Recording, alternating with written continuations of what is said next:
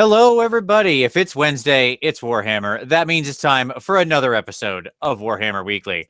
So, joining me this week, as always, it's Tom. Hey, Tom, what's up, man? Hey, how's it going? I'm zipper free. Hey, friends. It's good to see it. Keep it up every week. That's not a one-time thing, Tom. That is a from now on, you need to be zipper free. Just be very clear about that. But what if I like zippers? You tortured many innocent people with your awful noise. It was killing me the whole time. We've never had more complaints about an episode than Zippergate, as it has come to be known. Okay, so clothes fasteners aside, I believe we have some news. Apparently, as an aside, waiting for our show to start is akin to waiting for the next season of Game of Thrones to start. Some of our viewers, thanks, Alistair. You can blame Tom for that generally. I would like to point that out and be very clear about that. Like, Tom, if we don't start on time, it is 100% Tom's fault. Okay, I accept that. All right. Okay, so news. This week we had the Armory Builder launch. In the new the big app update. That was kind of the big kind of quote unquote non-rumor news item that dropped. Vince, did you download the new one and subscribe to Azir and play around with it at all? I did not yet. I mean, I downloaded it. I refreshed it. I just didn't subscribe yet. I mean, I fully intend to. Obviously, it has a lot of fun stuff. There were many pictures being shared of people. You can upload your own photos for your units, right? So you can use, your own models, or as many people did, start using photos of other people or just random photos in your photo collection. So I saw many hilarious stand-ins for models. You got to watch out. Like ogre models, obviously having some easy replacements within our community. So certainly, I'm sure that Slambo will be replaced with some Chuck Norrises. That is likely to occur at some point. Oh, that's such a good idea. Yes, absolutely. So I actually downloaded it, and I didn't upgrade the subscription right away, but I spent 12 hours not being able to restore my purchases. It was the most infuriating thing. And then I have just a random thought. I was like, I wonder. And I subscribed. I paid my $1. I subscribed, and it immediately let me restore all my purchases. Well, I waited half a second to restore my purchases, the amount of time it took me to click that button. So but that's what I'm saying. I tried, and it was purchases not restored. It specifically told me, nope, not doing it. And so I've been in contact with the GW app people, and we've been talking. And I'm like, honestly, I think it has something to do with the books. Because I had some battalions purchased, but more importantly, I had the General's Handbook, and I wonder if that had anything to do with it. I mean, I have the General's Handbook too. It didn't. And yours restored fine? Yeah. Weird. No issue. No, it's just me then. Yes, it was just you. You're cursed. I believe that's probably what it is. That makes sense. They're out to get you. They saw that original rant on the lore or the Tomb King on War Sphinx, and they were like, get him. We'll get him. This guy. This guy in particular. That sounds right to me. You mentioned the feedback. They actually did open up an email specifically for feedback on the app. So if people do have issues or questions or stuff like that, you can send it. I'll include that email down below in the show notes so that if anybody who's using the app has any feedback and you want to reach out in the official fashion, as many of the official GW people said to do, they were all tweeting it, email this if you've got issues. We want to know. So do that. I'll put it down below. Yeah. And they responded to me fairly, fairly swiftly, all things considered. And we interacted. And yeah. Went well. So if you're having problems, message them. Otherwise, it looks neat. I've played around with it. I built some forces. I like building lists, as Vince will attest to. And I like the ability to just store my lists. Just have a little click down for my favorite list or my top list in the app itself. I appreciate that. Yeah, so it's neat. I like it. Good job, GW. The other news in other news, we really don't have a lot of other news. Coming up is Adepticon in a couple weeks, and one of the significant things that has occurred with Adepticon is their push for the Wednesday evening event. This special event is going to be like, they labeled it like product, survey, it was some like super lame label. But what they've communicated this last week is that for those that are attending, they're going to be previewing models that are going to be coming out in the next year. Even being able to like touch and see them, not just like see pictures of them. So the models will actually be there and supposedly possibly painted. But more importantly, some of this stuff won't even drop for another year. And so they're giving a big glimpse on Wednesday evening as to what the next year looks like, or some of the releases for the next year. With that, they said that, and you will even be able to not only see the models, but play a new game that is going to be there at the preview evening. And everybody that attends is going to get a pretty precious little dice. So you can also get the models if you can run really fast. That is the requirement. Specifically, if you could also probably trip other people behind you, maybe knock over some chairs, then you can get basically a lot of models at a very economical price. And way early. Like, have a waiting car. That's probably also important. Absolutely. So, Vince, are you going to be at that? Yeah, I will. You're gonna be Nice. So Vince will be able to do the first-hand report of those models. Likely cameras will not be allowed at that event.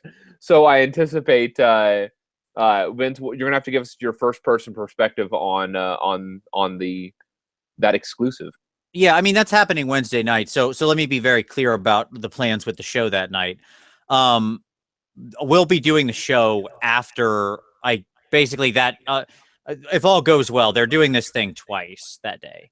Yep. I plan to get there quite early on Wednesday. I mean, obviously it's a drive, but assuming I can get into the 5:30 when, I'll do the 5:30 when, if I happen to not and can only get into the 8:30 one, or whatever happens.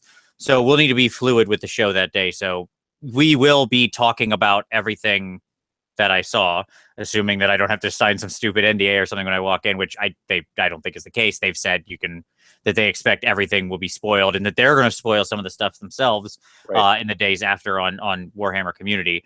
But we'll be doing the show. Basically, I'll leave that room, go back to my hotel room, and we'll do the show. And if they let Vince use his phone in there, we'll do the show in there where you can see the model in the back. Turn it. Yeah, we'll do the show from my phone. Right. So you'll get your exclusive for that evening here on this show. What else? So that'll be neat. And then we've had a couple. So associated with that was actually an image, a very interesting image. Let me do a screen share real quick. We'll lock on you here, Tom. Wow. If I can I can't find my browser. There we gripping. Go. Hey, gripping YouTube right here, buddy. I couldn't find my browser. Okay. So let me zoom this in. So it's like a face. Do we see that? Do we see the face? They were super not helpful in this slice. Can you see that fine? Yeah. Okay. So, Vince, what do you think this is? The Lady of Pain? Yeah, it really does, doesn't it? Man, they are really leaning into this planescape aesthetic, aren't they? Yeah, I mean, it does look like the Lady of Pain. What is that? I have no idea. I mean, who knows? Not enough of anything to tell. An armored face of some kind, or a thing on a wall, or weird... like it's iconography. Oh, wait, hold on. I know. It's the laser cat things that destroy you if you're unworthy from a never-ending story. Good guess. Okay, so I agree it's iconography. So someone has pointed out, and you can't really see it on this image, but like way down here, there's like symbols on the wall. Okay. And they're actually related to the planes, like the winds of Magic. And so like in there, like it looks like there might be Ulgu, Haish, Azir, Shamon, and possibly Akishi. or Quatrain. Shimon being the plane of Metal. magic that Michael Jackson rules over. Shimon? Yes. Right, correct. Continue. Yeah. So that could be a thing. But you know, I actually think like, okay. So we're gonna transition into Tom's tinfoil hat moment here. All right, good. Okay. It's been a while. It's the Yep. oft-requested segment, Tom's tinfoil hat. Yep. Okay, so I was looking at this and I noticed like a lot of people have made a big deal about the eyes, which obviously like that's the thing that's deviating from the color scheme. A lot of people have made a big deal about the symbols and the shadows. But I want to point at the like some of the most plain iconography that we can see here. And that's like, so if you look here, this like arcs down and then curves up and seemingly probably comes to a point maybe. Uh-huh. And you have that on both sides. Hold on, wait. Uh-huh. You're getting to the bottom of this one fast, Tom. Yes, Okay, that is an angle. Yes, and then so we have like these little wings, and we don't know what's happening on the tips of those wings, but those could also arc up, okay? Because otherwise it's just really weird, heavy-looking eyebrows. Okay. And then you have this like double V pattern right here. Uh-huh. So looking at that, I was like, you know, let me get out some MS Paint. And I started tinkering with it. And I made a mock-up. Okay? We got my mock-up. This is top quality work so far, Tom. This is the kind of quality, folks, that you only get on Warhammer Weekly. Nowhere else. Yes. So then I was looking at it and I'm like, well, that's interesting. Like there's a lot of things that have this like multi-pointed crown aesthetic. Mm-hmm. The most significant of those, I would argue, are the elves. Both you see it mostly in the dark elves. So like most of the witch elves have this type of head stuff. You know, I hope you've got a layer here that's a giant cone head. Oh, it's getting better. So what I will say is this. So I'm going to go to a different aspect of this, and it's these points out here. Mm-hmm. So, like, if there was just one of these, you wouldn't be able to like deduce a lot. Potentially, since we have two and they're paralleled, what we might expect is this could be a recurrent theme around the edge of whatever this perimeter is. You also a quick apology to anybody who's ever studied logic at your horrible misuse of what I'm sure is going to be the word deduction, which implies a necessary and sufficient conclusion. Continue. No, there's no necessary and sufficient conclusion here. Okay. This is tinfoil hatting, people. That's what this segment is. So with these curving, this looks like a circle. Okay, and you can see the same angles over here. So I drew a circle because that's kind of what it looks like. Okay. Sure. Yep. See it? With you so far. So you have an elfy head in what looks like maybe a sun. Okay. All right. And like, I don't know, that could be Tyrion, right? Maybe. I don't know. Anyways, so but more importantly, if I were looking at this, like I looked at like as many elf pictures or elfy pictures that I could find. And the two that I came away with that I think have the strongest resemblance for different reasons. One, let me just say, I think this is abstracted. No matter what it is, like we've had centuries of iconography, millennia in the game world at this point. So it could really be any of these things, okay? Or none of them. But likely, I think it's going to be related to one of the elfy things. And I think the top contenders would be either on the left,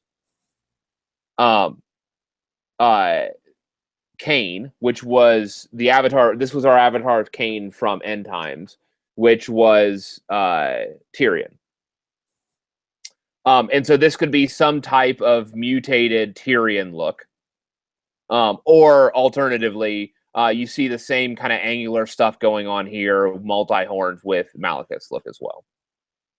Like I said, but what this looks most like is actually the Witch Elf helms as well, like Hellebron's. It looks a lot like that. So it's one of those kind of multitude. Some convergence of those different images, I would argue. Okay. So what conclusions have you drawn here, Tom? I think we're dealing with elfy stuff. Like, I feel good about that. Okay. And it wouldn't surprise me if we're actually dealing with Tyrion with the potential of there being a sun. So this could be your highish elves, maybe. And you don't think that it would be strange for the iconography to be in that weird gray-green stone? No. No, Okay.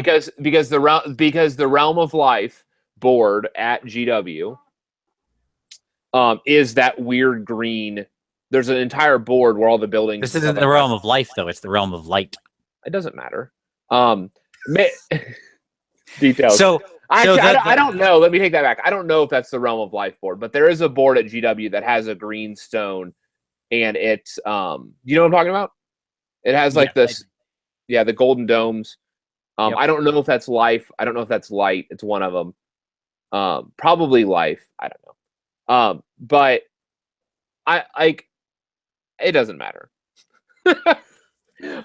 The green, like, again, I think this could just as easily be the dark elfy, Ooglu weird stuff as well.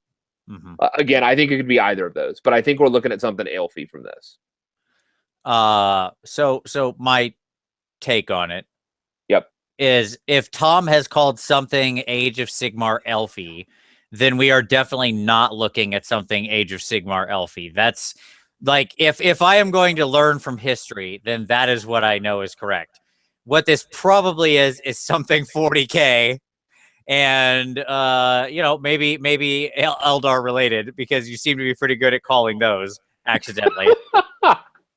So, you know, I don't know, man. Like, first of all, that little image is really reminiscent of pretty much nothing. Like, I don't see much of either Kane or Malekith in that photo. Like, you could grab a lot of different photos that have pointy hats or spiky helms. That's kind of a thing throughout Warhammer, right? Like, many models use that sort of thing because they like it. And but most of those are elves. Like, let me just point that out. It's not spread across plenty of armies. I mean, like, yes, sure. Like, there are 3 different elvish armies, so yeah, they all have it too. But like, one, this could just as easily be a new game. Like, this could be a slice of a box set from a new game, which would be, you know, an enticing thing to cut and put on your Adepticon spoiler image, right? Whatever new games they're going to show off, since they've said new games. 2, it could be, you know, 40K related, because Adepticon has, like, but I don't think thousands of 40K players. Does 40K have the Winds of Magic? Or are those distinctly AOS fantasy? Oh, that's a good point. If the little Winds of Magic image are back there, I'll grant you that. Okay, that's a good point. There you go. That I will accept. No, it does not have the same Winds of Magic. The psychic powers in 40K come from the warp. Got it. So all right, I'll grant you that. But I just, like, calling it to either of these two. I'm not saying I don't think it's elfy. I'm saying I think you're, you know, I saying if you turn out to be right, you're right because of luck. That's it. It was a shot in the dark, and you happen to hit something. I did call Death Elves. Unfortunately, they were Death Eldar, which is completely useless to people who want Death Elves. Yes, no, I agree. But they were Death Elves in space, and so I'm going to say that this is elfy, and Hastings seemed to imply that this was the Cthulhu Elves, like with the tentacle ears. The implication that we see some of the tentacle imagery here with the ears. Okay. And if it is, like, it wouldn't surprise me if, like, a mouth was open here and, like, tentacles were coming out of the mouth or something, or multiple tongues. Like, I could see that. All right. And the eyes are super creepy. So, like, and we don't know what the eyes of, for example, the Mistweaver looks like because of the flat face plate. Right. So, like, this, like, the gold eyes could be a thing of, like, your Cthulhu elves. They're possessed, or they share consciousness with a great deep one, whatever. I don't know. Something. Again, I think it's one of those two. I think because of this, like, somewhat sun-like imagery, or the potential for that, I think that we're probably dealing with I don't know. I think it's what I think, is that you need a video completely about this with, like, red circles on it, and it's like, you know, you need one of those internet theory videos. Yeah. Yep. You need some yellow text, red circles and arrows. That's where all the great conspiracy theories happen. And a bunch of pictures that I can Yeah. draw lines between. Yes, exactly. Yeah. Okay. So that's my tinfoil hat theory for part 1. Oh yes, this segment continues. So the other piece of news that we have was the spoiler image that dropped today. Yes, this is the current rumor engine picture. The current rumor engine. There's a lot of consensus about this, and in general, like I looked at this and immediately, like you can look on Tyler Mangle's when Tyler mentioned it, like this looks like Nagash, right? Yeah, absolutely. I mean, I think that most people say this looks like Nagash, and this isn't painted. Like this is not a model. No, it's this art. This is art. And I would guess with the resolution, I'm guessing this is actually one of those 4x4 mats. And so for those that are doubting Nagash, here's a picture of Nagash. Right. No, I mean it very clearly looks like him. And you can like see the angled long sword, little angled short ones, long ones, short ones. This one could be a broken off version of that right there, of this other one right here. These look like those big tentacle things that sticking off in Nagash's back that are inexplicable. You can see the bone joint right here. Yep. This is probably Nagash. But what throws it for a loop is his nose and his mouth. Now, that could be stylized. But some people point out there's a lot of similarity between that and some of the Dark Elf iconography.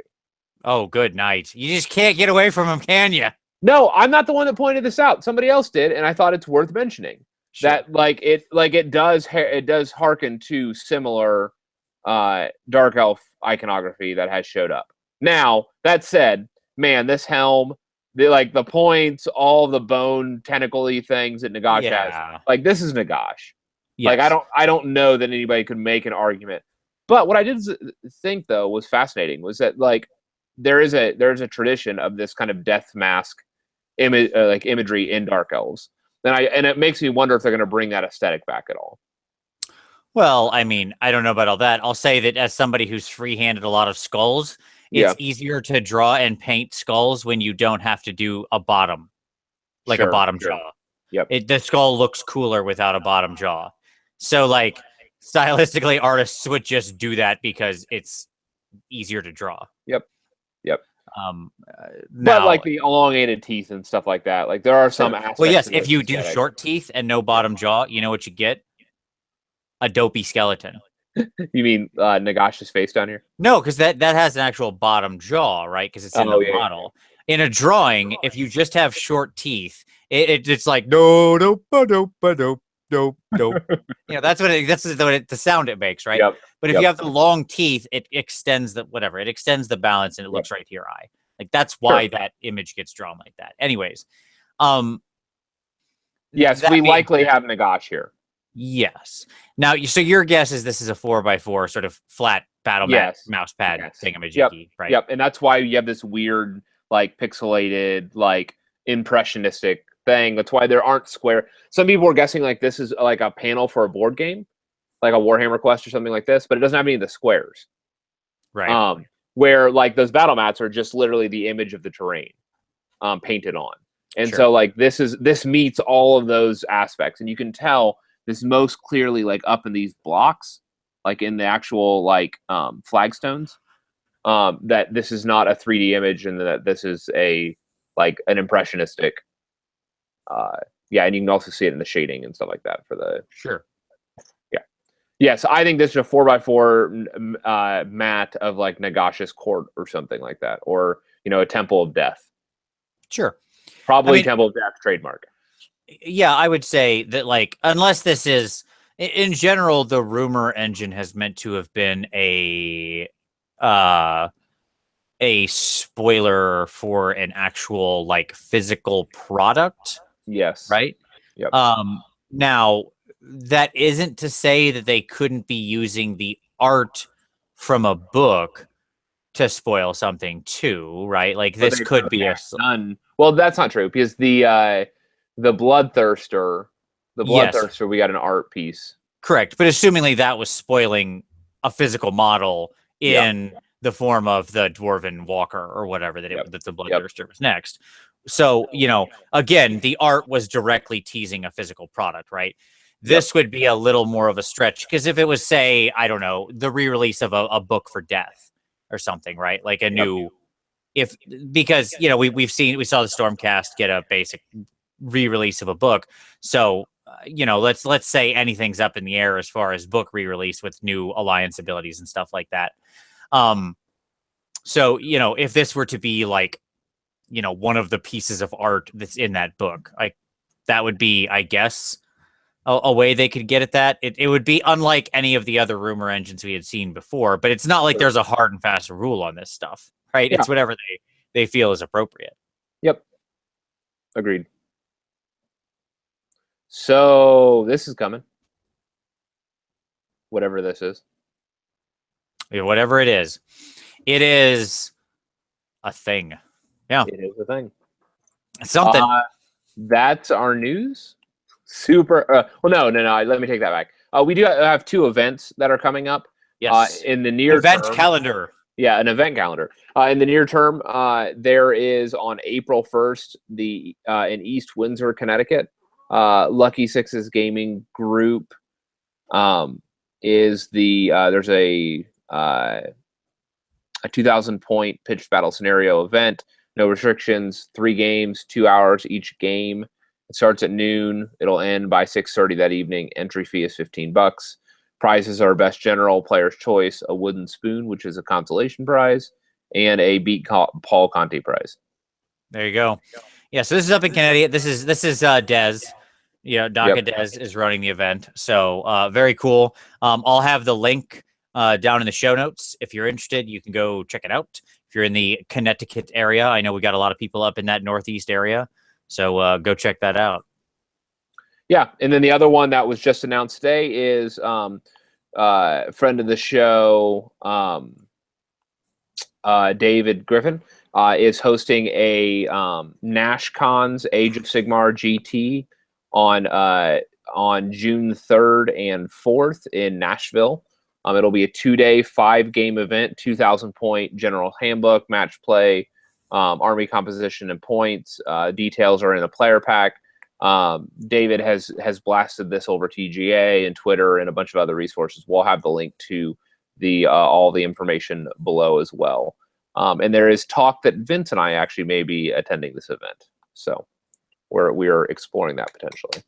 Yeah, because that's not that far away. Nice little road trip. Yeah, nice little drive. It'll be fun. Roll some dice.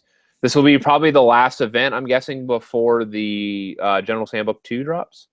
I mean, that's assuming it drops, around the same time, which... Well, I can't think of any other events in the summer.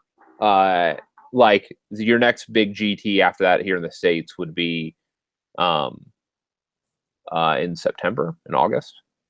I don't know. I mean, I'm sure there's... Yeah.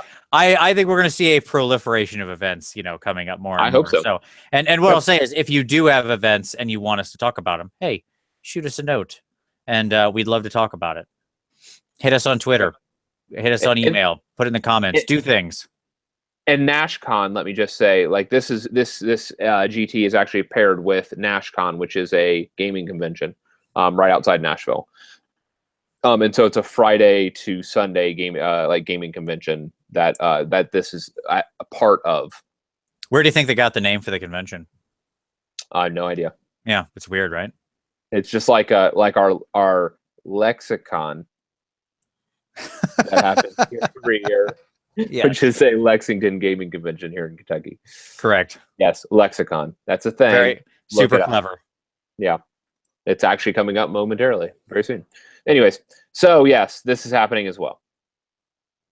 Rock and roll. So I think that brings us to the end of our news. So let's and the end of the return of Tom's tinfoil hat. I hope everybody enjoyed it. Hopefully it won't be back anytime soon. But there you go. I do like how you brought pictures though now, Tom. You've really raised the bar. I wanted to step up my game. Like, if we're doing this, let's do this. I expect that sort of thing from now on. So there you go. All right, so let's turn to some pick of the week, man. What have you got for your pick of the week this week? So what got me started in this whole tinfoil hatting is that somebody, I don't know if they're a viewer of the show or not, but they also went on their tinfoil hatting rant, opportunity, discussion over on TGA, even labeling it a tinfoil hat theory. And it's associating the different factions of, so it's a thread on TGA, and it's associating the different factions of Stormcast with personalities from the Empire.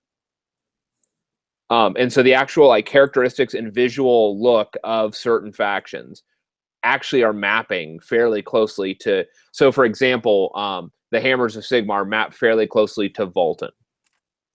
And Volton as the wielder of the wielder of Galmaraz for a period of time, like they were the ones, like this is true, like masterful tinfoil hatting, because he tracks like in the narrative how the Hammers are the ones that like Sigmar wants to send in to recover the hammer because they're the one, like, and how like Vandus is seen by Archeon and Challenge just like in End Times and yada yada, like all the way down, like his encounter with Volton and yada yada.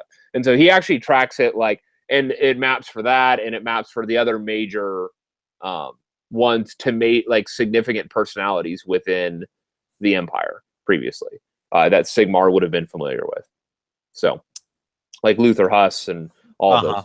Yep. So those guys are the Primarchs of these Primarchs. Let me put some giant things around that. Yeah, and that's actually the tinfoil hatting is Primarchs. Like it's like that's how he labels these individuals. Yeah, it is top quality, grade A tinfoil hatting, and so I want to lift this up as something that if you want to read some nice tinfoil hat theories, check out the thread. How many red circles does he have in the thread? He doesn't have any. It's all text. Garbage. It's a garbage theory. I rate all conspiracy theories of this type by number of red circles. That's it. That's all that's my measuring stick. Sorry. I'm gonna have to give that one a pass. Not enough red circles. Well, we will have the link down below. That is fine. I will put the link down there. All right, very good. I'm making a note. Of this. You know how you know a good conspiracy theory? When it's so complicated that like even the people at GW would have never thought of it because they don't keep this good of track of their own lore. That's what I particularly enjoy. Like, I love it when you got to go that deep. Always solid. Okay. So my pick of the week is a hobby article that was written on Figure Mentors. And Figure Mentors has a lot of great hobby articles on it. Specifically, this one was around using matte colors to simulate a very bright, reflective black leather or black material that has a high sheen to it, using all matte paints. It was a really well done blog post with lots of, like, the pictures are very clear, and the method wasn't that complicated, but the effects are absolutely stunning. In the image, he's doing it on a pair of like leather boots with, some standard folds and creases in it and stuff. And I see a lot of people struggle with highlighting black and getting various black to look correct. So this is a chance to, if you yourself have struggled with that, go check out this article. It's super great. So there you go. And it doesn't really require anything complex color-wise. He happens to use Reaper paints, but as he points out, you basically need some paints that go from black to white. And so, if you own those paints, say black, a few grays, and a white, you're probably good to go. So there you go. All right. So let's turn to some hobby time. Tommy, what are you working on, buddy? I have pictures. Uh-oh. Man, I prepared for the show today. Look at that. Maybe. Okay. So I jumped on the Slambo train. This happened. Sure, went out and picked me up a Slambo because why not? I actually so I'd spent last week prepping 45 Forest Goblin conversions, and everything was ready to be primed. And I got to that point and I was like, nope, not feeling it. I'm gonna take a break. So I put my Forest Goblins back on hold and went back to my Nurgle.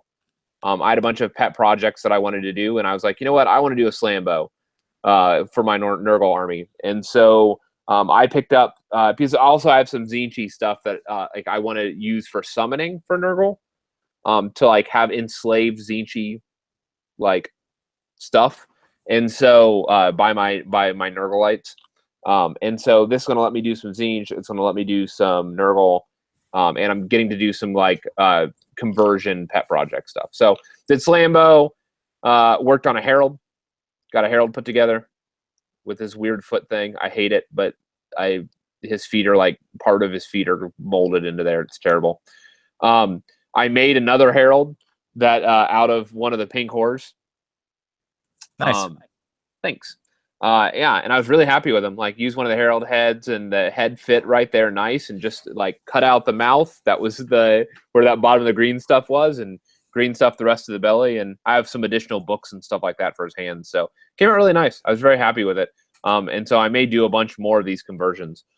Just because I have like 8 of these pink horrors from the Silver Tower box set, and so they make really good conversions, and their feet are flat, so I can magnetize them. I have. And so I have some of the discs from like the 40K Thousand Suns, like that Magus release. Yep. So I have some of those alternative discs, and I'm going to use some of those to make some of these heralds, for example, like converted heralds. So it'll be fun.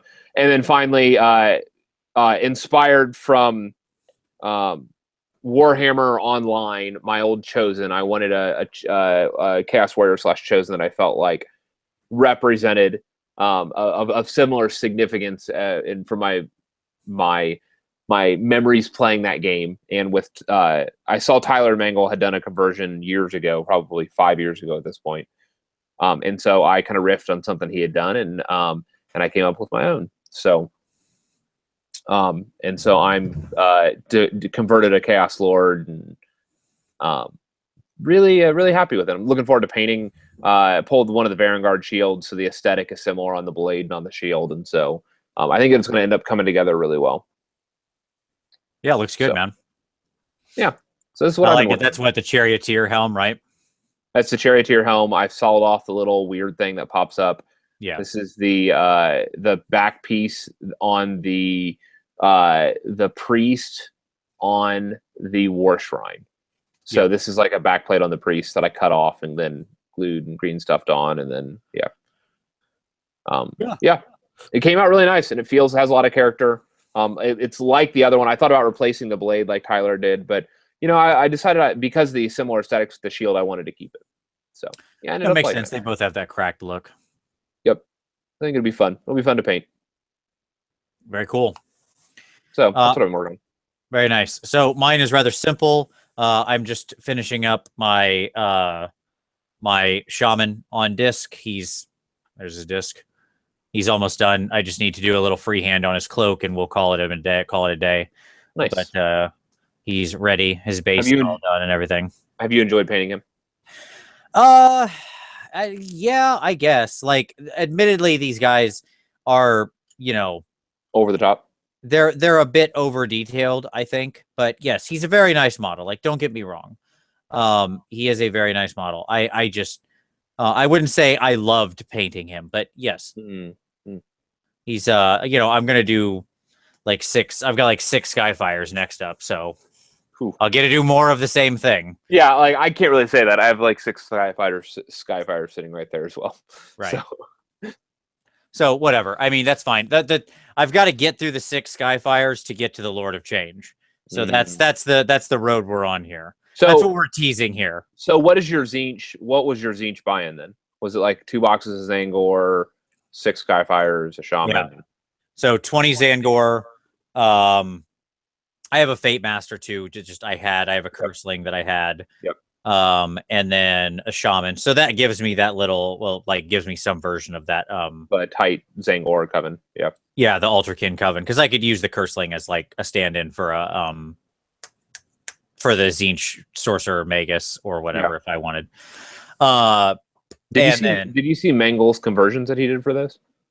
For the Zinch Sorcerer? Yeah. The Magus? No, I did not. He did a really nice shout out and a bonus shout out to Tyler Mangle. He did a really nice some conversions using the acolyte bodies for the Megases to make his Megases and make his Fate Masters look like modified acolytes. Oh, like okay. more Nice. beefy. Yeah, it was a really nice conversion. Yeah, I've seen a lot. Like those Carrick acolytes seem really fun for conversions because, like Steve Wren did a really good set of conversions with the Carrick acolytes. Oh yeah, like Marauder heads or whatever. Yep, doing the Marauder. I thought looked really nice because I honestly am not enamored of the bird mask heads of the acolytes. Like their bodies and the robes and stuff look really good, but they're weird bird masks. I don't know. That just that's the one as usual. In many things in Age of Sigmar, the helm lets me down. It's always the face. But except for the Zangor, I love their little weird bird faces. I'm all about that. So but it's yes, I'm just so like I'll do the 6 Skyfires. I may do the Fate Master and then the Lord of Change, but so there you go. And then I'll be more or less through my zine. I'll have a nice little Arcanite contingent. Yeah, I have almost the same contingent. It's funny that you say that. Yeah, I mean, I've got there's other stuff, like I said, there's maybe 6 flamers in there. There's a couple of the little things bounced around, but whatever. All right.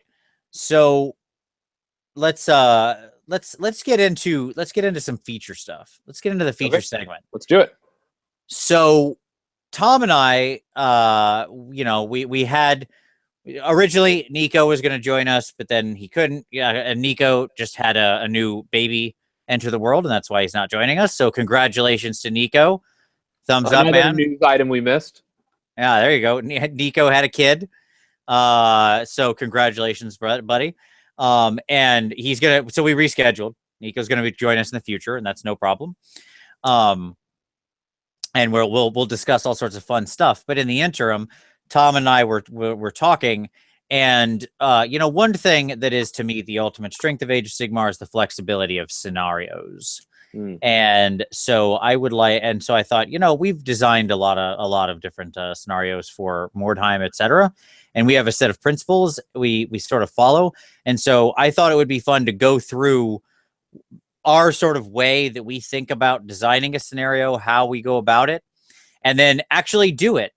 So we're going to do it. That's what we're going to do tonight. We're going to talk about our principles, talk about how we think about designing a scenario. And then with you live on the air, we're going to design a scenario. So if you and people who are in the comments, I'm watching the comments. So you guys, we're going through, you can give us ideas and stuff like that. And, we can incorporate them if we like them. And if we don't, I won't. Sorry. That's how that works. Because this is not designed by democracy. But I am open to ideas. Your suggestions are appreciated, but not automatically taken. So, so I thought we'd start out, Tom, with our general philosophy on scenario design. In my mind, scenario design is almost always for me. It's a top-down exercise. Do you want to explain what? Yeah. That is to say, you start with the core concept of the narrative of what we're doing. Why are the people here? What do they need to do? Right. And why, Vince, can you explain why we would do top down as opposed to bottom up and what the difference is? Sure. So I have a video on it. I'll link it in the description below if you're really curious and you want to learn more about top down versus bottom up design. But top down design is used where you start with the concept and then you and then the rules and the mechanics flow down from that. But you start with a single core concept. Bottom-up design is used when you need to basically, the most common use for that is grid filling, what I would call it. You need to fill a particular slot. So for example, you start with the idea, let's say you're looking at an army, you're designing a new faction for Age of Sigmar, and you say, there's no mobile casty leader in this force, and it needs one. Okay. All right. So I want him to be a mobile caster leader. So he's going to be a hero. He's going to have this, he needs to do these things. He needs to cast this many spells. That's bottom up design. I started with the rules. And then once I put the rules on there, then I build up to a concept and I say, okay, what is this thing that I have made? What's the best concept shell we can set on top of this collection of rules we've constructed? The reason that I think top-down design works the best for scenarios is because scenarios are the most engaging when they have a narratively compelling reason to show up. right? Why you're there. So that's why I think it's the right thing to do. And so that's generally how we approach this. When it comes to scenarios, we have the other thing is when you start with design, you always lay down your guiding principles first. We've talked about that. Tom and I have a sort of existing set of guiding principles, which is the scenario should be, different. It should be narratively driven, and it should have, and it should be force interesting types of gameplay. Yeah. Right. It should encourage non-standard. How do I want to say this? It should encourage, in a sense, thinking outside the box. Yes. You're not just ramming models against each other. Right. Because you don't need a scenario for that. Right? Like that's called just playing the game normally or whatever, right? If you just want to have a punch up, you don't need the extra shell around it. Right. There's already plenty of good ways to just have a punch up. So if you're going to go to the trouble to write something, make it something compelling. At the same time, it needs to be careful not to be so specific as to you have to be careful as to not be so specific that you hedge complete factions or alliances out of being able to participate in it, right? So, right. And largely, I mean, depending on your function, you probably want replayability as well. Yes. And if you want replayability, then it needs to be not a like, this is the culmination of an event that's happening, yada yada yada. That's not something that's not going to be a replayable type of scenario. Yeah, you generally want to be careful when you need, don't put too much onus on the players. That is to say, don't require too many crazy, very specific terrain pieces like, oh, all you've got to have is a numinous oculum and 3 sets of realm gates for this and Garden of Moor. So easy, right? Everybody's got those just sitting around. So you don't want to say like you need 100 models to hold this one objective. Well, like, okay, people play armies that don't have 100 models total in them, right? So just you want to be careful with things like that. Be mindful of what kind of gameplay you're encouraging, right? Yeah, and this is, I mean, so much of design in general is about incentive structures. So what type of behavior are you incentivizing? And what type of, like, when you've created this rules framework, what type of behavior is it going to encourage players to pursue? And so an example of this, we had a show last week where we talked with Steve Herner about Holy Wars.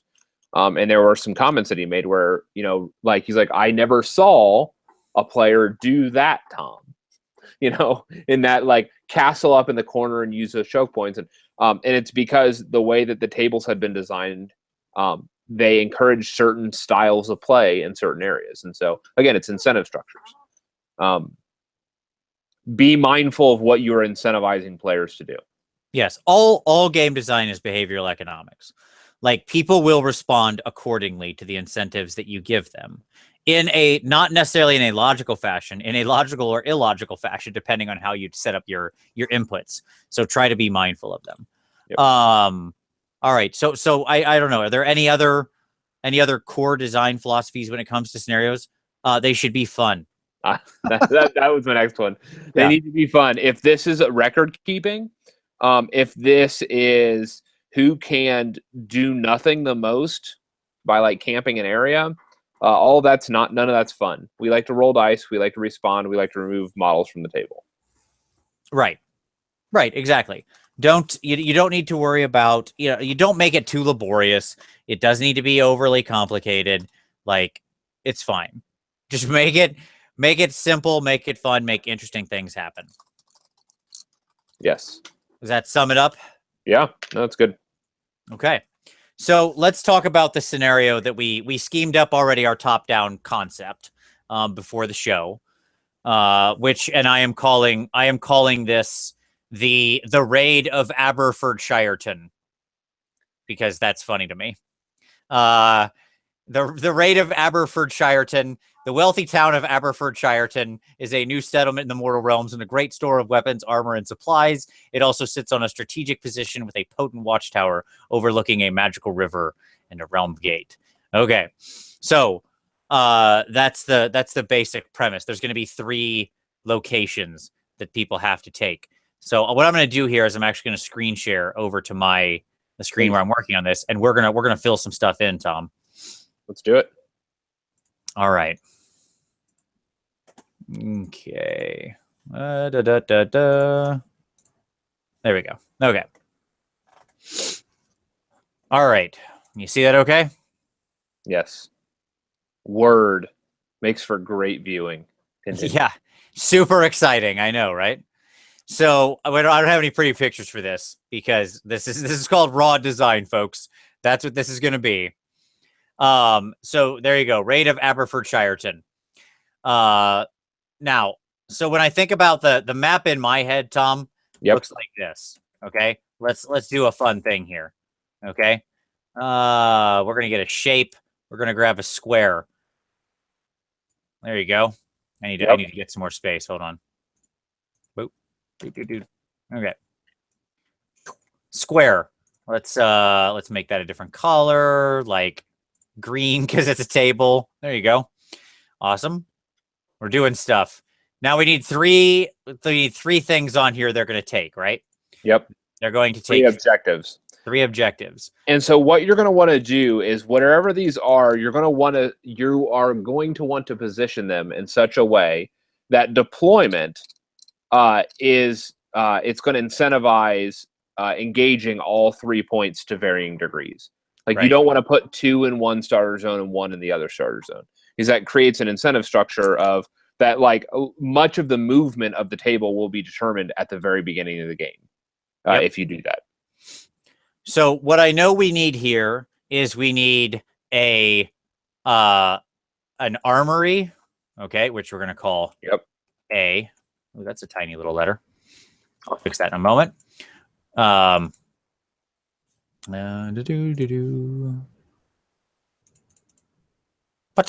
How did it get?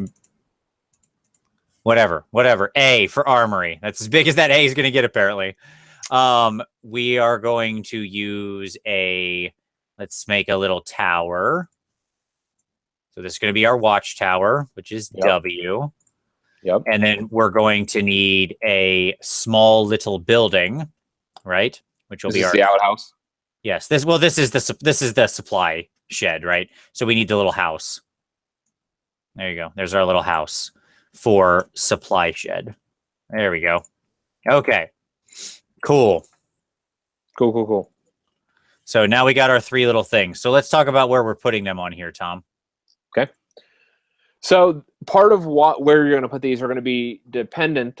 It is a potent tower, hooves. Part of this is going to be dependent upon where you actually want your deployment zone to be. Right. So, for example, if you did a diagonal deployment, you're going to want those probably on the diagonal that you're 12 inches deploying from. So a lot like escalation is organized. If you were doing like a half and half standard deployment, you're going to want them along the middle line. You could also do an unusual deployment by so you could do an asymmetrical organization. So you could put those 3 buildings in a triangle in the middle of the board, okay, and have deployment be the 4 corners with opposite corners. So let me take a moment here to talk about a theory that I have on design, okay? Yes. Yep. And the insertion of game elements. Yes. And that is, don't overcomplicate things and don't design just to design. Yes. Right? Yep. And the important lesson here being, Tom just went through a bunch of ways we could set up deployment here, right? Yep. But so can I just jump in real quick? And the reason why I trotted out those possibilities are that's my brain from a balance standpoint. Right. Okay, so what I just trotted out were things that would be balanced in design. But what Vince is going to come along now and do is to refine those and to simplify that. Because because something is balanced doesn't always mean that it's going to produce good gameplay. Right. Or that it's good or necessary or should be done, right? Yes. An important rule in game design is just because you can doesn't mean you should, right? Right. And so my argument here is what we need for this game right here is this, right? Because the narrative of this scenario and what's going on doesn't really require anything special, right? Player A, player B, there's our deployment zones. Standard setup 12 inches out. I know those don't look like 12 inches. Sorry. I'm just drawing lines. Okay. Because the narrative of the scenario of two armies coming upon each other, both trying to raid this town, it doesn't need anything more, right? It doesn't need a weird deployment. There's nothing going on that would justify that narratively. Certainly. Yep. Okay. Now, when I think about the nature of this town and how we're going to set this up, and we'll talk about the battlefield in a moment, we know that the only required element they've got to have is these 3 buildings, right? So we'll want to make sure that we obviously place an account for them, but that we let them also have some fun with the battlefield themselves, right? That is to say, we don't want to dictate the whole battlefield, right? And say you've got to put a river exactly here.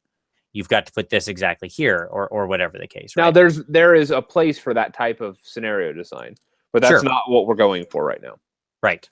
Exactly. If I were doing something that was like incredibly specific, right? Like I was trying to capture a specific town, or I had, a larger narrative going on, then yeah. So in this case, what I think makes for like, let me float through my idea here, Tom. Yep. To me, the watchtower sits about here to guard people, or to guard against people who are coming in, and then the armory and the supplies sit like this. Something like that. Sure. Outside of any deployment zones, but still, slightly tilted toward one. I like the idea of the watchtower being pushed way to the edge. In fact, I want to bring it down a little more. There you go. Way to the edge, as though it's like overlooking something, right? So, yes, and while I don't disagree with this, what I want to point out is what Vince has just created is an unbalanced, like a overweighted situation. And what I mean by that is, so the top placement on the table is by far the better of the 2 placements. So if you are deploying, because in both the top and the bottom, what you have is you have one objective that's equidistant, which is the watchtower, and then you have the other 2 that are skewed towards one of the starter zones. But the top placement, and this is where my pushback would be on this type of layout, is that the top placement, you are closer to your objective and you're able to split the battlefield. Yep. Let's see, like in other words, your army being here. Yep. Imagine your army is sitting here. There's less distance for them to cover to these 2 than somebody sitting here. There's more distance to theirs. Yes. Right. And so by doing a table format like this is not a problem. But what you've done is you already tilted the choice, the incentive structure for players to take the top positioning. So if you are going to do something like that, you are going to want to push back rules-wise, like if there's some benefit for holding these objectives, to maybe incentivize players to want to do the bottom deployment. Yep, that's good. Absolutely, that's good thought. And I'm actually going to go ahead, because I have later ideas. What I'm going to do, Tom, is I agree with your thing. So this is good. This is why this leads to my next rule of game design, which is never do this alone. Always have somebody else thinking through this to bounce ideas off of. This is what Tom and I do. Okay, so I switched these 2 for reasons you'll see later. I know it doesn't look like I made an actual difference, but No, you did. Yeah. Whatever, they're equidistant. There you go. Close enough. All right, so let's talk about the battlefield. Okay, so the battlefield contains 3 buildings: the watchtower, the supply depot, and the armory. And then we'll say see special rules below.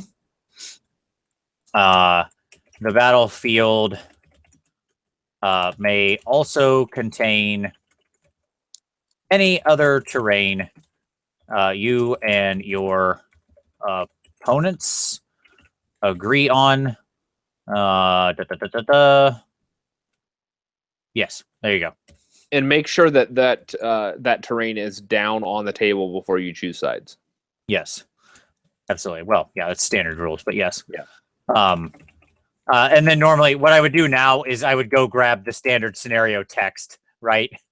So I don't feel like doing that in the middle of the show. So I'm just going to put a little XX here and say insert standard scenario battlefield text. Because there's a whole bunch of just standard blah, blah, blah that happens here, right? But we've designed the important part for what we care about in this show. Yep. Fair enough. All right. So now we're going to talk about setup. You know what? There's one more note I want to make here that I realized I didn't make. I'll put it here for now. We'll just slide it right here. Players. This scenario is designed for 2 to 6 players. You hear that? 6. All right. We're going multiplayer. You can line 6 people up on this bad boy. Okay. Cool. Cool. All right. Setup. We'll see if I have to wheel that back, but let's get ambitious. All right, Tom. So, setup, right? How are we setting up? What do you mean? How are we setting up? Are there any special setup rules? That's what I'm asking you. Well, what could we do? So, for example, Hooves has provided a wonderful insight in the chat. I want to tease that out here. That if you are creating a mismatched power dynamic on the table itself, one thing that you could potentially do is have actually in setup have different like value systems of setup. So if this is match play, for example, you could have different point values depending on if one is a stronger position than the other. Right. Absolutely.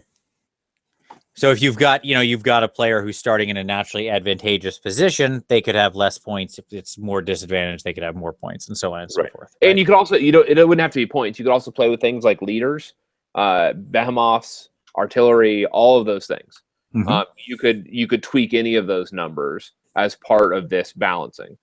I think that those levers don't get pulled enough, is what I would say. Okay, so down on setup. So what special setup rules do we have? We want people to probably alternate forces, right? So standard alternation. Do you want to have something that's somewhat top-down narrative driven? Like, so if these are forces, what types of forces would show up on the battlefield first? So is there a requirement to deploy certain units first? Those are all things we could do. Sure. Yeah. Like, so for example, like escalation, right?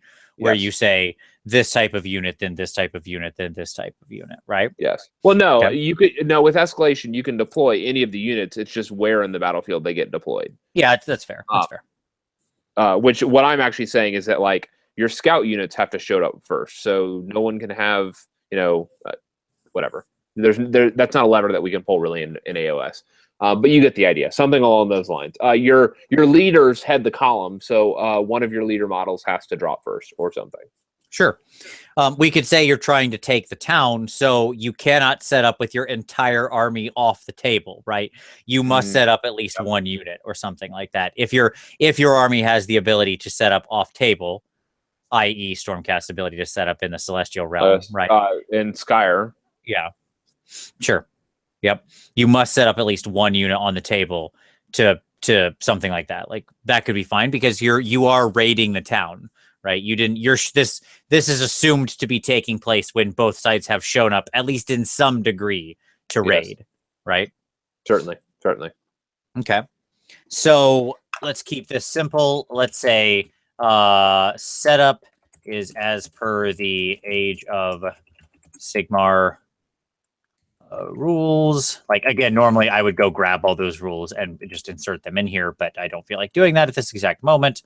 So we're just going to say as per the standard rules, as per the Sigmar rules, except that each side must set up at least one unit in their deployment zone start of the game. This applies even if the army normally has the ability to start completely off the table, i.e. Stormcast Eternals setting up in the Celestial Realm. Is that what it's called? Is that what their special thing is called in the new book? I don't have it right next to me. Realm of Azir? I don't know. Yeah, something. Let's say Realm of Azir. Those kind of specifics aren't important when you're just doing raw design. You go fill in the blanks later. That's editing. Okay. So there you go. All right, we got a fun little setup thing there. They got to have something on the table. Okay? Yep. All right. First turn. We doing anything weird with first turn? No, I don't think so.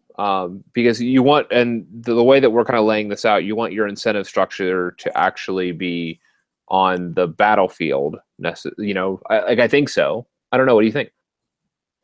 I can't think of anything that would make me believe like we need some special rules around first turn. Okay. To me, it just feels like, yeah, you take your first turn as normal.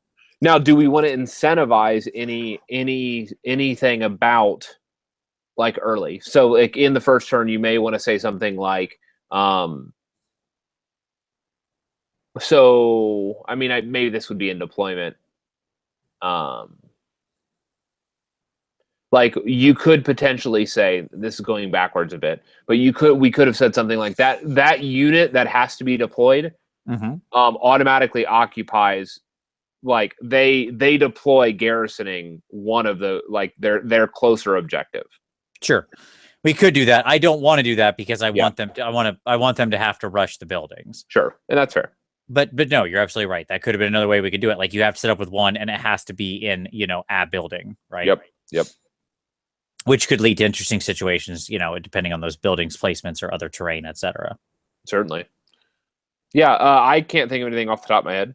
Okay, so let's just call it as per standard Age of Sigmar rules. Okay, and we're going to skip victory for a moment, okay? And the reason I'm skipping victory is because in general, that's the last thing I want to come back to, right? And instead, we're going to go down to special rules because this is where the actual meat of the scenario design is going to happen. Most of what we've done at this point has been pretty rote, right? So, Tom, let me see if I can lay out my suggestions for how I think would be a fun way for this scenario to work for you. Okay. So, the buildings are the critical components that the players have to capture. Okay. Sure. Yep. And to capture it, you've got to to capture it, you have to garrison the building. Okay, so we can set a fun model limit if we want, or a wound limit or something like that, right? Of the number of things you can shove inside one of these buildings. Yep. They could have different limits. That's all fine. So that's straightforward and simple. And to me, what the interesting sort of grist in the mill of this scenario is I want to make cool things happen when you take over the buildings. Okay, I'm in. So let's talk about as an example. Let's talk about that armory. Yeah. Okay, so the A on the map. So when you take over the armory tower, okay. Yep. Here's what's happening in my mind. Okay. Yep. You gain access to an Empire cannon. Okay. Because that's what's in here. So suddenly your army now has an Empire cannon as per the Empire cannon war scroll. Because there's no crew, right? Normally the war scroll has a crew on it. Yep. You have to garrison it with a unit you own. Okay, does the cannon stay in the building? Yes, the cannon has to stay in the building. You can't drag the thing out. And the only way you can fire it is if you have a unit garrisoning the building, right? It's assumed that the unit garrisoning the building can fire the cannon. Does that make sense? Like they're taking the place of the crew. As long as you have more than what's a normal cannon crew, 3 models, right? Yes. Empire cannon crew. Okay. As long as you have more than 3, like the number of models you have garrisoning acts as cannon crew. You do not have to, you're on the, consider 3 as 3 plus on the table. So if you got 20 guys, you have at least 3. If you only have 2 guys left in there, you're down to 2, right? From that unit. Yep. And that's the reason I switched them, because so in talking about balancing it, this tower will have the most powerful offensive tool, right? So it's weighted to the person who has the tougher time, who has to go farther to get to the 2 objectives, right? Yep. That was why I ended up switching them when you pointed that out. Yeah, I think a free cannon in your list is always a good time, right? Now, I agree with that. And hold on, because I'm going to get to something else that's super fun later for this. But go ahead, give me your pushback before I go. Yeah. And so, as you can see, that this rhythm between the 2 of us is already developing. Of as he presents something, and then I push back, and vice versa. So one of the problems with this is I love the idea, but we need to think about the fact that by you're introducing a new war scroll. Yep. That's not in any army list. Correct. And that players may not know the actual rules of. Sure. And so this may be an element that could slow down the game. That's fair, and that's a good piece of pushback. I fully accept that. As a good piece of pushback.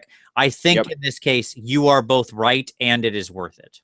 Okay, and so that's the next kind of one of the principles that you have to evaluate when we're doing this type of design is the fun that's generated shooting random things on a game with a cannon you didn't buy but you get for free. Yes, is that fun worth the increased complexity? Right. I would agree with Vince. I think it's probably worth it because I want to shoot things for free. Right. It seems sweet. It seems sweet. But you just need to understand that it will slow down the game. And so, like, if you're designing scenarios hypothetically as a TO for an event, you need to think about these things because these types of things are what cause like certain tables to go over time. Right. Yep. The more complicated you make these individual game elements and things going on, the slower the game becomes, right? The more you make people reference outside. Now, some amount of that is good. Some amount of additional complexity forces that good on your feet thinking that you want to see in a good scenario, right? But too much of it goes bad real fast. Yep. Okay. So the other thing that I think some of the buildings should grant, and I don't know if everyone needs to grant this, okay? Yep. But I also think like in the watchtower in my mind, okay, does a couple different things. It being a particularly potent piece to control because of its ability to overlook everything, right? Yeah, absolutely. So in my mind, the watchtower grants a hero that is in it. And so what I think is when we're talking about who can fit in the watchtower, I think it should be like a hero, without the monster keyword and, up to X other wounds of something. Yep. And, so like 2 units, one unit with the hero keyword, but it does not have the monster keyword. Right. And the other one would be a unit, of a non-monster unit. You could even say a battle line if you want, but I wouldn't do that. I would say like a non-monster unit that has no more than 20 wounds. Sure. So that these things can still be dislodged. Yep. And so the watchtower unit or the watchtower grants, if the unit inside the watchtower has a ranged attack, the range of that attack is increased by some number of inches because you're at a higher angle, you can shoot farther. Sure. Okay. And if the hero is garrisoning it, regardless of whether or not they are a general, they gain a new special command ability that they can use during the hero phase. And it would have to do with actually being able to effectively command their troops since they can survey the whole battlefield easily. So you're saying if they are a general? No, I'm saying whether they are or not. So this is an ability they can use in the hero phase, general or not. Correct. So if they are a general, do they get 2 uses, both their command ability and this ability? No, that's what I'm saying. I think we want to call it in my mind, it's still taking the place of that character's command ability action, so they can either do A or B. But if you put a different hero in there, right? So what this is doing then, so what we've just articulated is that we are creating an incentive structure where what you're encouraging players to do is to put their non-general hero in this building. Yep, exactly. Does everybody see that? Because what we've done is we've said, if you put your general in here, you can put your general in here, that's fine, but you can still only use one command ability. Right. But if you put a non-general in here, you can still use your command ability, and you can use the ability of whatever the tower is. Right. Yep. And so we're creating a certain incentive structure for the players to behave a certain way. Okay, I just wanted to put a pin on that. You're exactly right. Yep. Okay. All right. So we can get to exactly what that is later. So the supply depot. Well, I don't know what that one is. We can chart that one out when we get there. Let's ask this. Like, does anybody in the community have suggestions? Well, there you go. What is the supply depot? A building full of rich foodstuffs and winter wares and those sorts of things. What is taking control of that place grant you? It needs to be less than a cannon.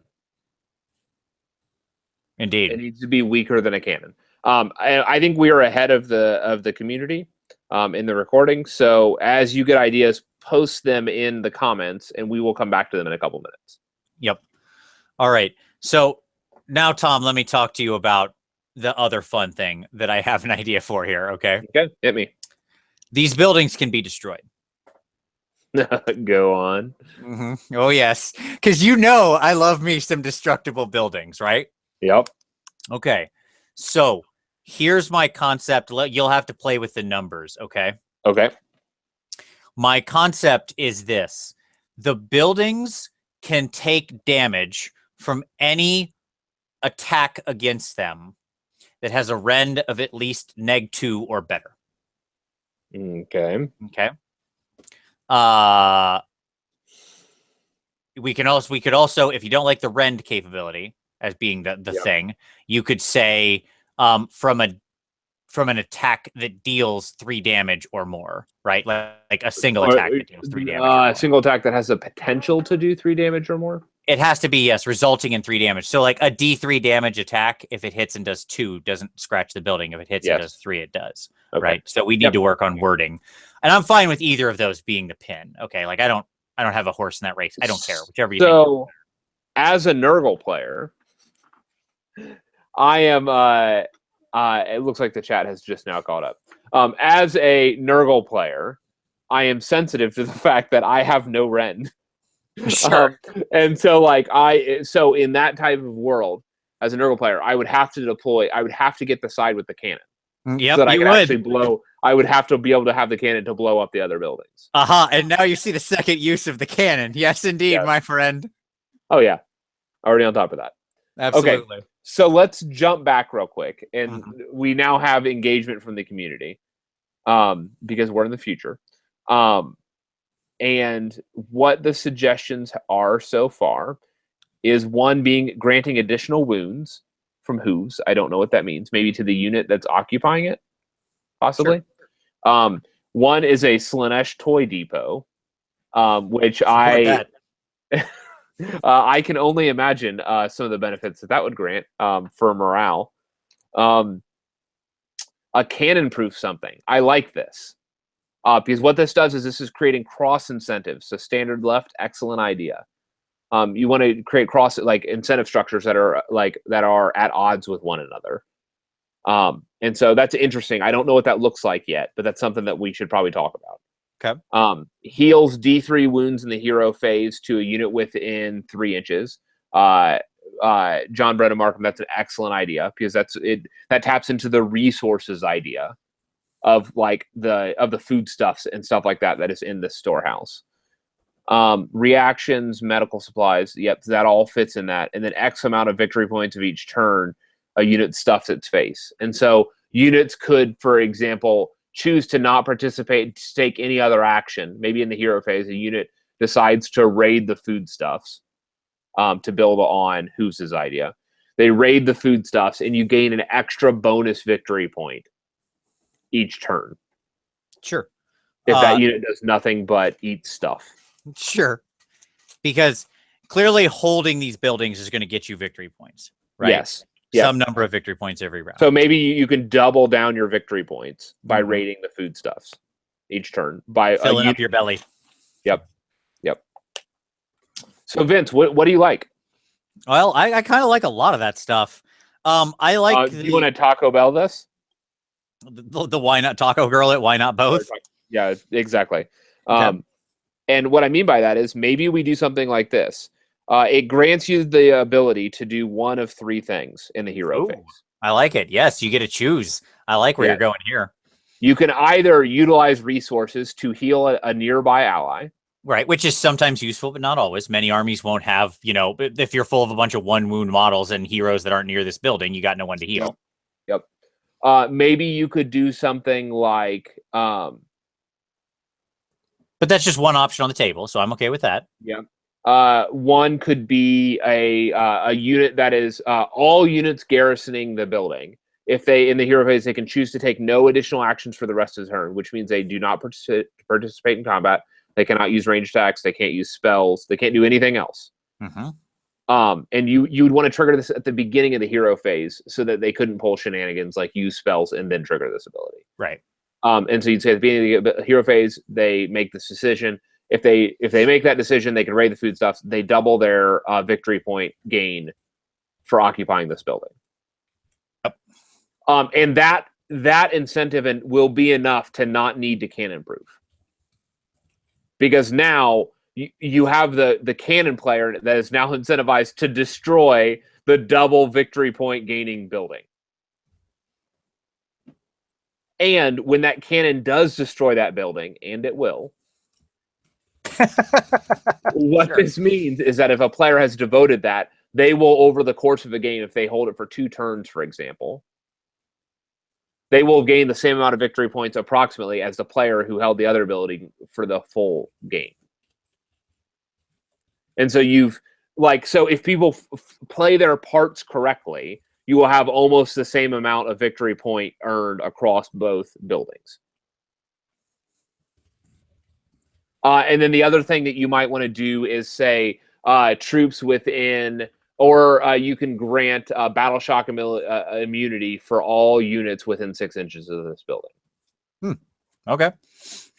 All right. So let's get into some nitty gritty here, shall we? Because they understand the value of that building. Sure. For restocking the armies. Yep. Let's do it. So let's start with the armory. Okay. Yep. Armory. So let's talk about, and actually, let me just talk about, I'll make a quick note here first about damaging buildings. A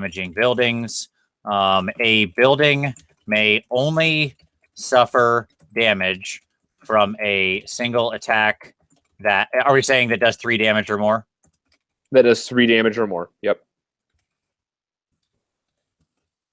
I.e., if you have an attack that deals D3 damage, that should be capital D, D3 damage. If the attack rolls and deals 2, no damage is dealt. And let me point out, remember that cannon? Roll and deal 3 damage is dealt to the building. Okay, great. That cannon, let me point out that cannon, even when it's leveling its attacks against a building, is only putting damage on the building 66% of the time. Sure. Yep. 2/3 of the time. But I mean, that being said, we can also make this, fairly interesting into how exactly it works. All right. So armory. The armory is the storehouse of powder, weapons, guns, and most relevantly, a shiny new cannon. Okay, so any unit garrisoning this building gains a new war scroll in their army. What is that? What is the war scroll actually called? I'm trying to remember. Whatever. I'm just gonna write Empire Cannon. No, it's. I know it's not actually called that, but Great Cannon. Is it dwarf? Is it Dwarven Cannon? I don't know. It's crewed by dwarves. Is it? If it's crewed by dwarves, it might be the Dwarven Cannon. I'll pull it up. Just keep.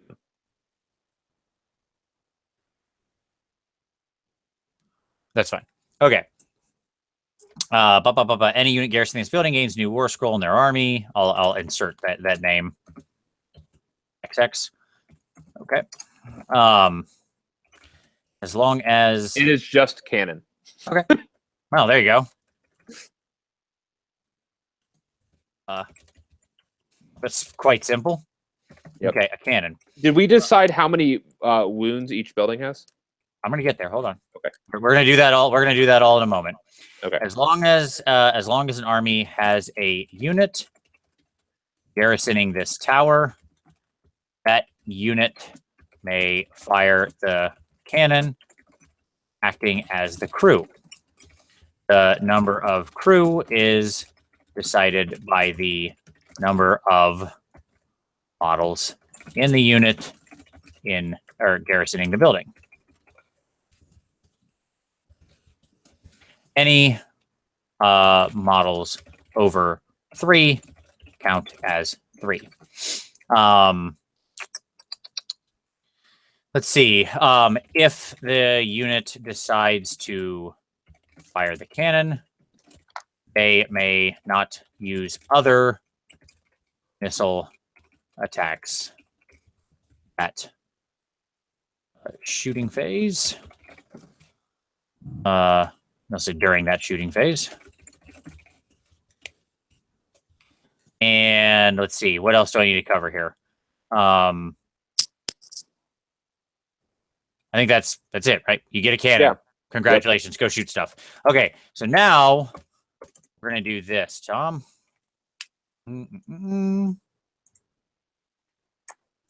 Sorry, this stupid stylistic thing I hate.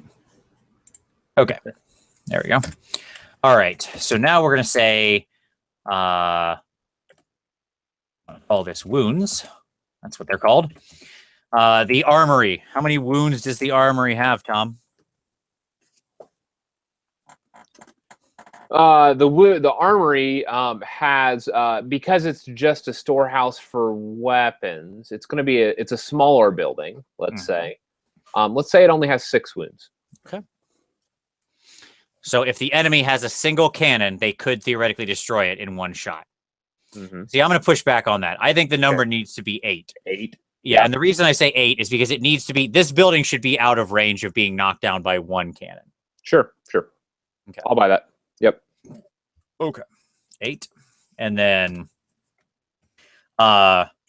max garrison wounds. And we could explain the terms up above, but there you go. I think that's self-evident, at least for our purposes at the moment, right? In other words, the maximum number of wounds that can garrison is 20. Okay.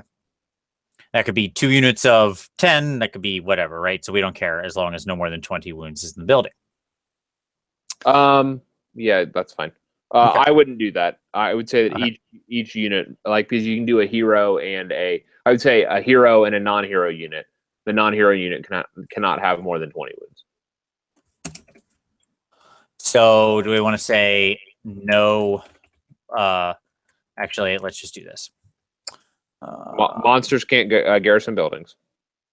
Yes, let's call it. What we need is a little section up here, right? That says garrisoning buildings, and that is each building lists a max garrison wounds. This is the maximum number of wounds of wounds of models that can occupy the building at a time. Yep. So, and we're saying no models with the monster keyword may garrison a building, and and no more than 2 units, regardless of maximum wounds, can garrison a building. Something like that, right? Maybe. I mean, I'm imagining you being able to do 1 hero and 1 non-hero unit. So are you suggesting so that you could do like 2 units of 10 Chaos Warriors? No, because that'd be 40 wounds. But so are you saying there's a total wound limit for the whole unit? Yeah. Or for the whole building? Yes. So then you're going to create an unusual incentive structure then. Okay. Because what that's going to be is that so you're going to want so if you want to put a hero in, they have a varying wound count from 5 to 8 or whatever as for a non-hero. And so that's going to rule out some units. And so that's going to create this weird structure where some forces will be able to put 5 Blight Kings and a hero in the building, where others you can only put your 10 Ard Boys. Okay. Where the chaos, it feels awkward is what I'm saying. I don't like it. Well, how do you fix it? Because I don't see a problem with the 2 scenarios you just described. Opposed to because what it's going to do is it's going to create these weird structures where sometimes you could get 20 plague bearers into a building. Sure. Or you could get 10 plague bearers and and then 1 hero, 5 wound hero, or it might just be better to do 2 units of 10 plague bearers. Okay. It's a very it's an unusual incentive structure because it disproportionately affects different forces differently. I don't know. Most heroes are 5 wounds, so if you're going to choose to shove a hero in there, right? Then you're oftentimes going to be making other odd choices. But that being said, there's lots of armies now that have 3 wound heroes, or 3 wound, sorry, not heroes, 3 wound models, right? So 5 brutes and some kind of 5 wound hero would go in there. The Iron Jaws are in trouble because they got a lot of 6 wound heroes. Right. Well, not only that, Iron Jaws couldn't put a unit in here. They could only ever put 1 unit in the building.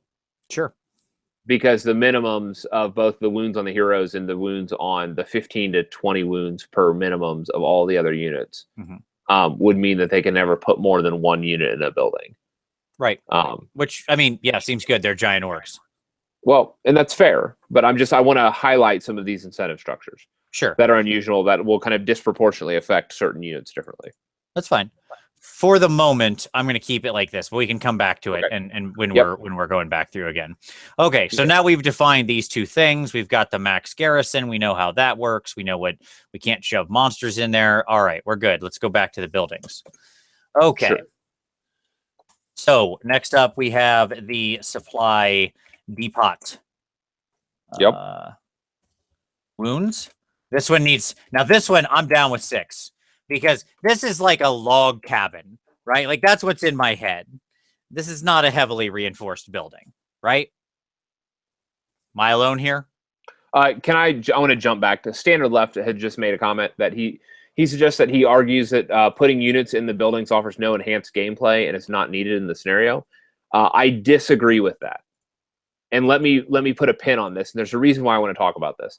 Is because what it does is it forces you to make decisions that you wouldn't be forced to make otherwise. Because by gaining the benefits of those buildings, like gaining the points, you are being forced to either pull a unit out of play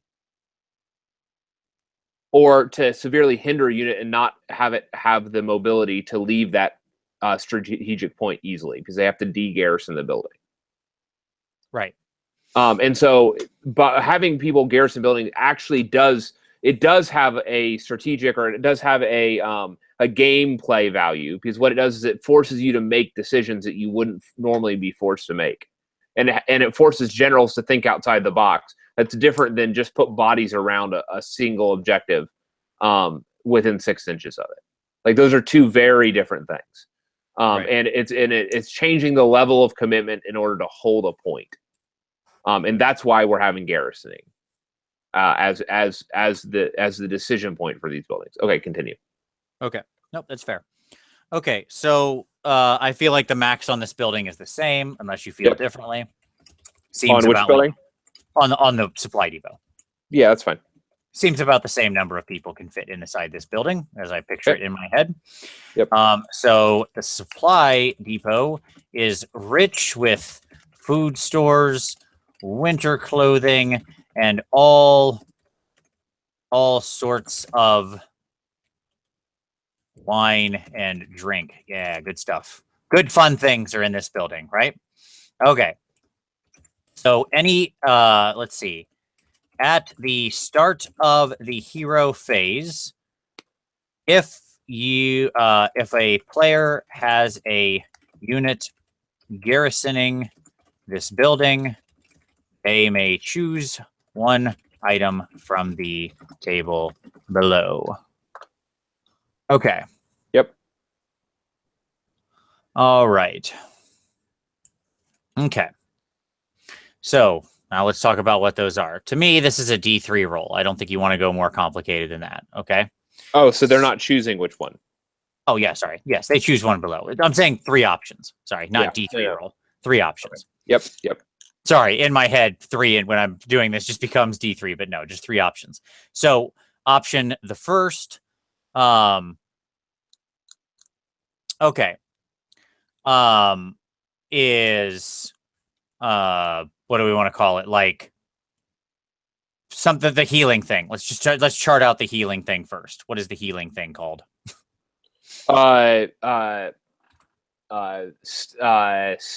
Poultice storage or something. Okay, sure. Okay. Heal D3 wounds on a unit in the building, or on a, let's say this. Within 3 inches? Yeah, on a single unit garrisoning the building or within 3 inches of the building. Yep. Okay. So then the next one's going to be food raid, right? Yep. Yeah. Okay, so food raid is you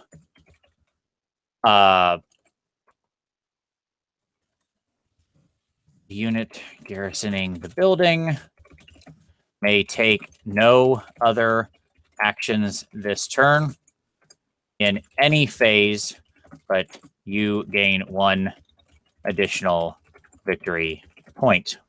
Okay? Yep. Okay. And the other action would be something like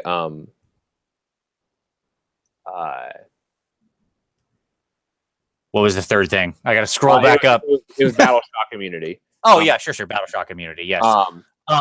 Yeah, there's only one way you gained battle shock immunity from this, and that's... crack open the Bugmans. Yeah, too drunk to care.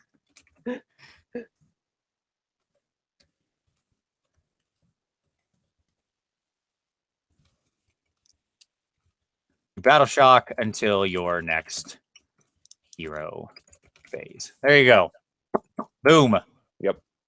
So how many wounds does this building have? Supply depot? Yes. 6. Okay. So the supply depot can be taken out in 1 shot, where the armory cannot. Correct. Okay. Yes. Now, are you sure you want to incentivize that, like to weaken the So it seems like the one should be a glass cannon, and the other should be a defensive bastion. Well, so I'm fine if we want to if we make the supply depot tougher to bring it out of single cannon range from the tower, which I'm okay with. Yep. Then I feel like we have to up the armory a little bit. Like, these buildings feel a little too weak at the moment. A good monster will come in and just crush these things right away, which hey, maybe that's actually the right thing. I don't know. Well, remember the monster still has to have an attack that does 3 damage or more. Sure, and many monsters do. They do. It's true. God forbid a Morngol get turned loose on one of these buildings. Morngul's only have 2 damage per attack. A Morngul couldn't touch any of these buildings. Oh, that's right. Yeah, never mind. I thought he was 3 damage. You're right. He's -2 damage. Ha! A Suck Morngol. it, Morgul. Yes, we've defeated the power of the Morgul. He can't bring these buildings down. All right. Yeah, so let's do this. Let's call this 8, and let's call this one 10. Okay. Okay. All right. I just feel like the supply depot is a tougher building. Like it would just make sense. You would build the building where you keep all your gunpowder and your cannons stronger than you build the building where you keep food. Okay. And is the watchtower going to be within range of the cannon? Interesting question. I think the answer is yes, right? But we could set up a rule where it isn't. Sell me on it not being. Well, and it would just depend on where you actually put it on the battlefield. Since it's not movable, your cannon has a set range, and so the question is: are you going to set it up within range such that because it's what, a 32, 36 inch on the cannon, or is it 48? It's pretty long. I can pull it up. Let's find out. I got it. Cannon. It's a good question. I love that it's just called cannon now. Order. That is the funniest thing to me. Like, way to really not try on that one. It's a cannon. It's 40 inches. 40 inches. There you go. So it is likely. Cannon? Yeah, it's 32. What are you looking at? Oh, I'm looking at the Empire cannon. Sorry. The dwarfy cannon is a shorter range. Yes. Shorter range, bigger girth cannonballs. Sure. Okay. So, my thought is, yes, it should be within range, but the watchtower should be really tough, right? Okay. Like, you can shoot at the watchtower with the cannon, but it's not going down easy. Like, this should be the toughest building to bring down. It's actually meant to be a building meant to withstand sieging armies. Yes. Right? So are you saying like 18 wounds? Yeah, something like that. Yes. Something where, like, you could, if you want to plow your cannonball shots into this, you could fire at it for a long time and not do anything. Right? Yep. Okay. And to me, that then naturally balances out the fact that it's in range, right? Because you have to make a sort of incentive decision about, like, is it worth even shooting this thing, right? And a reminder, if you are shooting other then you aren't shooting other attacks. If you're shooting buildings, you're not shooting units. Right. If Correct. you are shooting units, you're not shooting buildings. Right. Yep. Okay. Killing me. Hate. There we go. Okay. Max garrison wounds. So to me also, more people can fit in this, right? Watchtower. Sure. How many more? Double. John Markham says he also said 18 and that he had typed that before the stream caught up and we said 18. So awesome. There you go. Yep. We believe you. You have a good sense for it, John. Double. Yes. Let's go nuts. Floors, right? Yeah, sure. There you go. Okay. So 40 it is. Okay.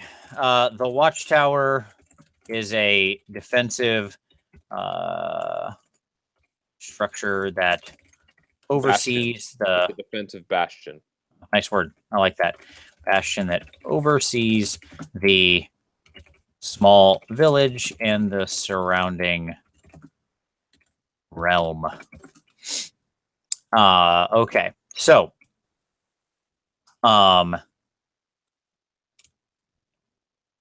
units garrisoning the watchtower gain special abilities as per below. So what we want to say here is this one has the dependency on unit type. So what you've got is if the unit has a missile attack, the range of that attack is increased by. Are we going for a percentage, a flat amount? What do you want to do? Let's do a flat amount of 8 inches. Nice number. By 8 inches, as long as that unit is garrisoning the building. Okay.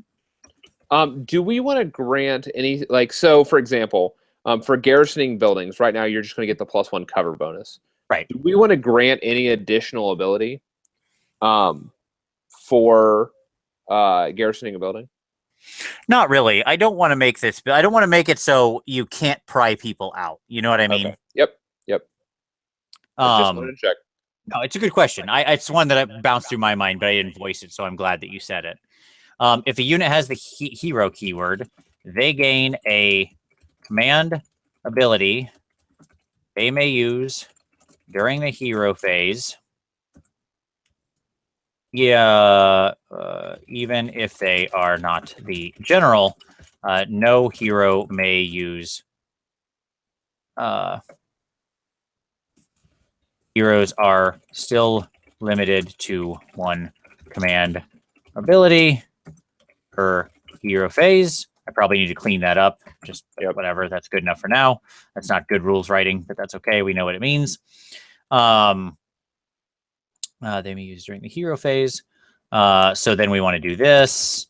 We want to call. So what is the command ability that you get here? You're calling out to your troops across the battlefield. They can do stuff, perform maneuvers, recognize enemies. You know, what's happening there? Seize the moment. Okay. Choose an allied unit within 18, within 24. I feel like it should be somewhat far. Okay, so let's say 24. Okay. Right? Yep. That unit can make a either a move or a charge action. Remember, we're in the hero phase. Yes. So you're giving them basically an extra shot at moving into position because again, you have higher vantage points. You're able to direct troops. Yep. So you can either give a charge to another unit within that range, or they can have a free move in the movement phase. And you're literally saying a charge. You're not implying combat. You're implying literally. There's no pile-on. Yes, correct. It's going to give them another shot at getting their charge roll. Mm-hmm. Sure. So okay. if you have a charge that you need to land, or that 9-inch charge that for some reason you wouldn't be able to actually move in the movement phase. I don't know why you wouldn't be able to, but I know. Here you go. An instance where, for example, in the hero phase, you've summoned a unit, and in that movement phase, they're not going to be able to move in the following movement phase. And so what you could do is use this ability to move them into position so that they don't have a 9-inch charge. Okay. That would be an example of where this might get deployed and utilized. There you go. Cool. Okay. So there's our buildings defined, right? Yep. All right. So let's go back to victory. How do you garrison a building? Have we decided that? I was going to come back to that when I was going to point out like rereading for holes. We'll get to there in a second. Yep. That was already on my list. Don't worry. Good. Okay. At the end of each battle round, each player gains 1 victory point for each building they are garrisoning. Okay. And let's see.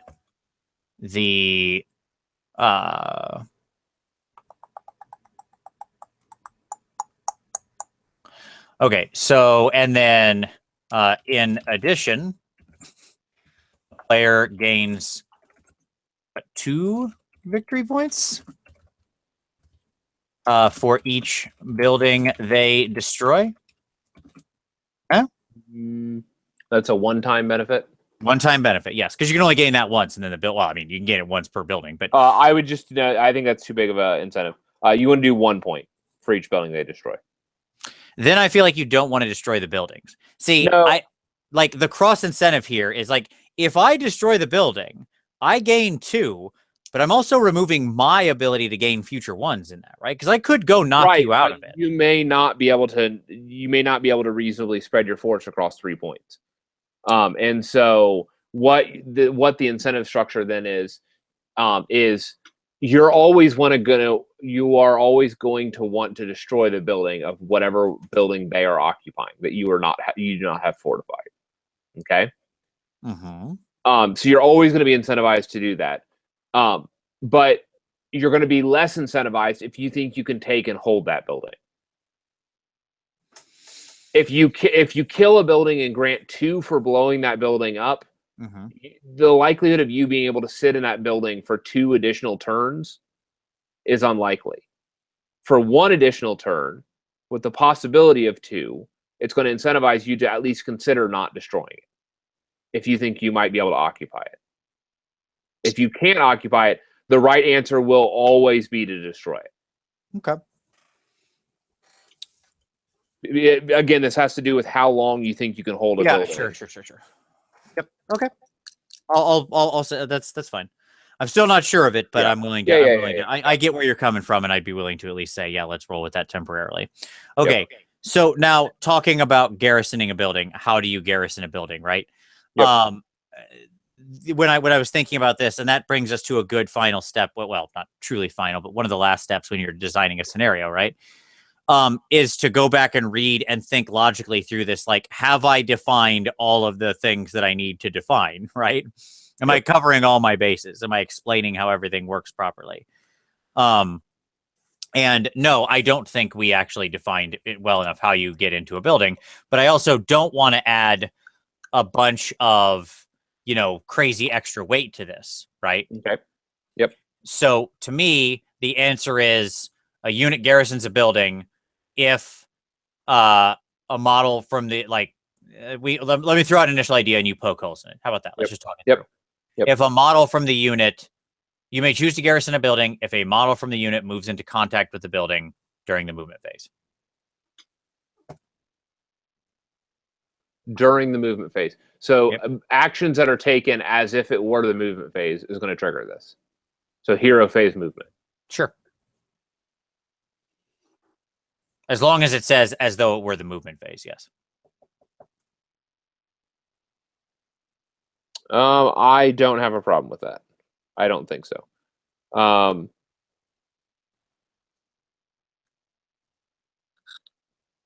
No, I think that's right. Yeah. The only funny situation I can think of, the unit. Oh, there's one other little exception we probably need to carve out. I saw Nick made a comment about what happens to a unit in a building when it's destroyed. Don't worry, Nick, we're getting there. That's the other thing that that we haven't covered yet that it's in this phase. Or the destruction ability to just choose destroy terrain. Yeah. That's fine. We'll get to this. Okay.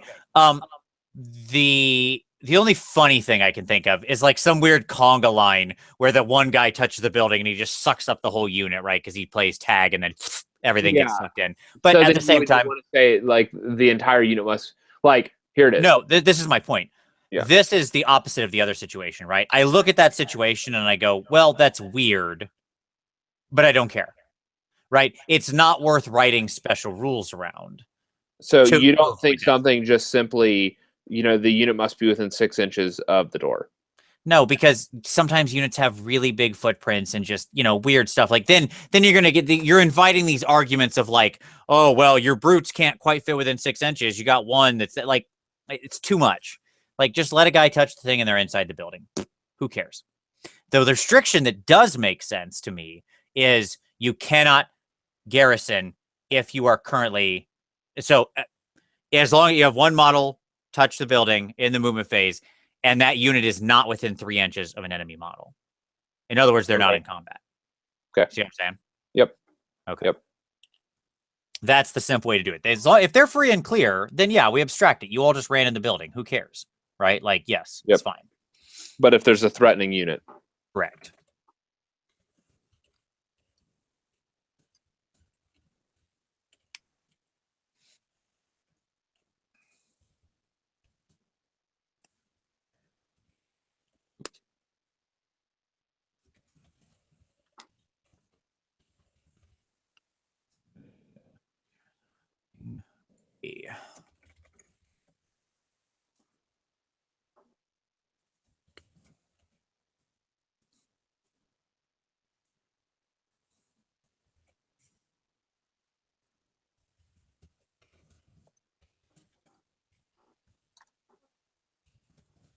Okay. All right. So now let's go back to damaging a building, because yes, the other hole, good catch, Nick. The other hole that was here is what happens if the building falls down and there's a unit in it, right? So if the building is reduced to 0 wounds, it is destroyed. If that building is currently garrisoned by a unit, what happens, Tom? Well, there's one of two ways that I want to go with this. Okay. One is I want to do the easy way out of this is just to cause a number of mortal wounds and they're displaced. Sure. Okay, that's the low hanging fruit. Yep. There's no risk to that though. Okay. Okay. So what I want to do instead is do something like this. The unit rolls a dice.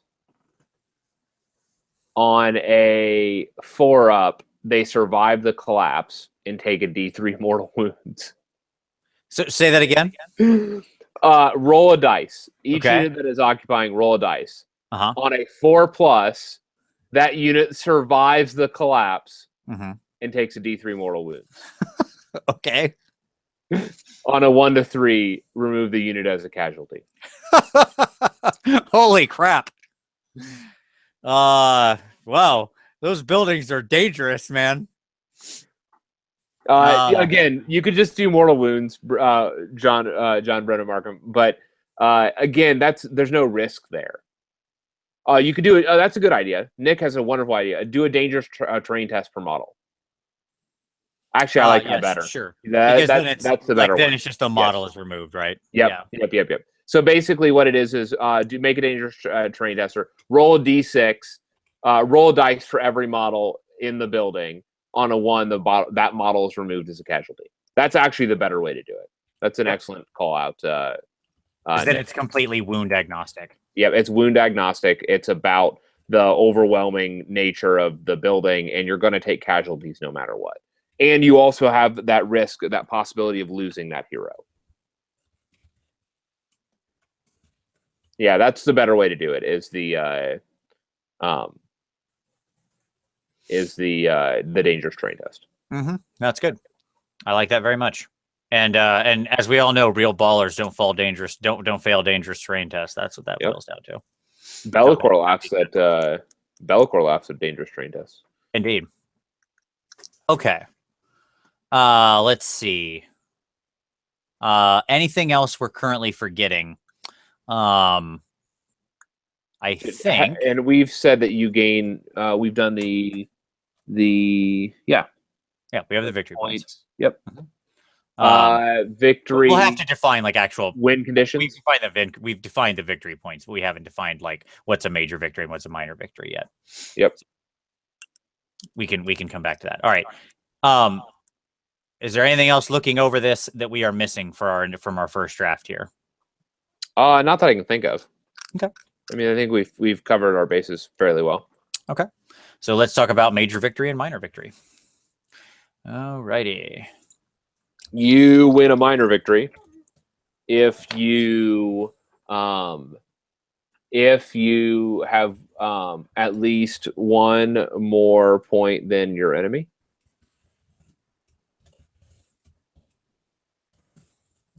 Okay.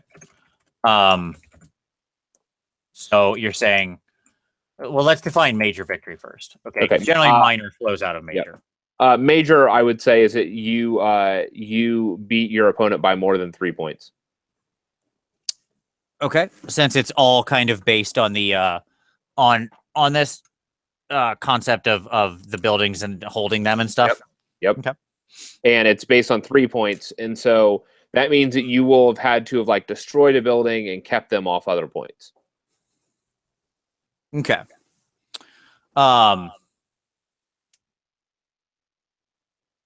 Right? Yeah, sure. Okay. That's the thing. Sure. It just feels flat to me. I'm not sure. I feel like it needs something more interesting, but that's fine.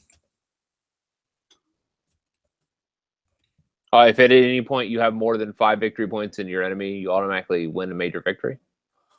At any point. You think about that.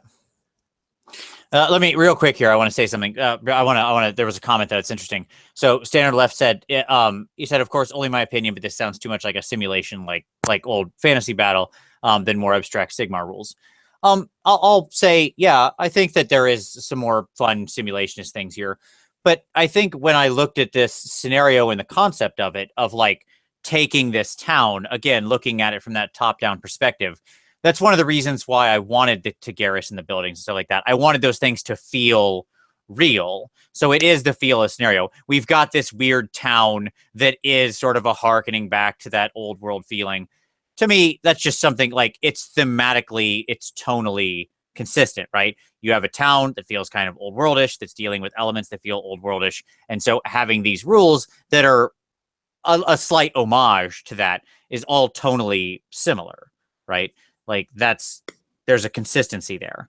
Right. And I think that when I look at that, I think that I think that there's a fun element to that appeals to a certain player who likes that sort of feel and tone and theme. But at the same time, you don't have to be married to that. Like it can just be whatever, you know what I mean? Right, and you could easily craft a scenario such that like it's a ritual scenario where these arcane places of power are being held, and you have to have so many models, you know, within such a range of the ritual casting, blah blah blah. And that would lean more towards some of the narrative aspects of AOS that feel less like this. And so part whatever way you go, you lean in your scenarios, you want them to reflect the thing that you're doing. Right. Here we're talking about this fairly grounded thing going on. This isn't too phenomenal, right? This is a raid for stuff. And so, you know, there you go. Yep.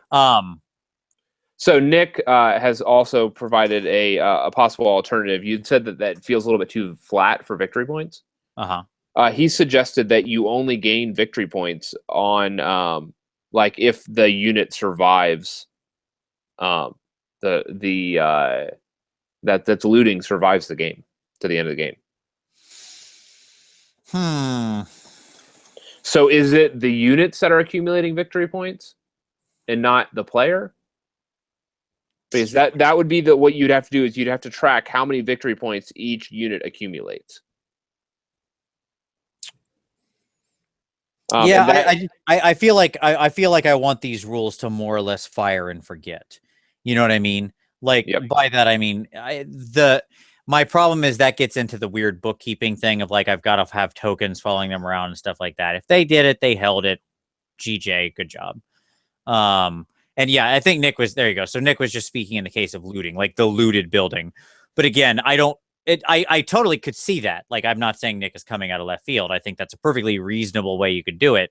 I just think in the end, I don't want to create a weird distinction between one type of victory point and another, because then we've added some complexity that isn't paying off in any big way in my mind. Like I've added some complexity of tracking an extra token. I've created 2 different categories of victory points, and the upside is what's the benefit? Right. The upside is, I guess, well, I can track an upside. The upside is I could go punch somebody in the face who ran out of the building and take their tokens away from them. Right. Which I think Nick just typed as I was saying it. Right. Yep. Which isn't nothing. Okay. But I would argue that like that's fine. I get that. But at the same time, then I'm introducing another mechanic of it floating around the board. I think in this case, I'd rather just, if you want victory points from that, get in there, boot them out of the supply depot, and you take it out. Right. Like now you start eating. Or blow up the building. Right. So, you know, it's not that I think it's a bad idea. I just think it isn't necessary. I think you could do it or play it like that or whatever. And so Standard Left said, if it's a looting operation, could one player steal victory points from another as they occupy buildings? Let me think about that. Let's see.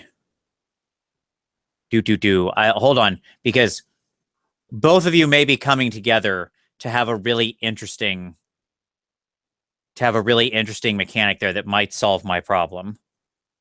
of like the major victory thing. Okay. Let me think about something here, Tom. I'm gonna all right, I'm gonna throw an idea at you that's half baked, Tom. Okay. Okay, go. When you're because Standard Left and Nick just gave a great idea. When you're occupying a building at the start of your turn, you can choose to either gain a victory point, or if your opponent had previously occupied that building, remove one of their victory points. Okay. So how are you removing one of their victory points? Like if they've already made away and eaten the wine or the food or whatever of the storehouse, Sure. how are you taking their victory points away from them occupying the You're watchtower? knocking over their flags. I don't know. Like, I'm just thinking about the interesting the like interesting the cost incentives of yes. No, I hear that. Uh I don't think it fits the actual like aesthetics or the tone of what we're doing. I think that there would be some scenarios where it could be crafted in such a way that it would be appropriate. I don't know that those mechanics deployed here make sense. Right. Are they Um, eating or looting? I don't know, both, I guess. I mean, like, I don't think ogres wait too long to get it back to camp, probably depends on the army.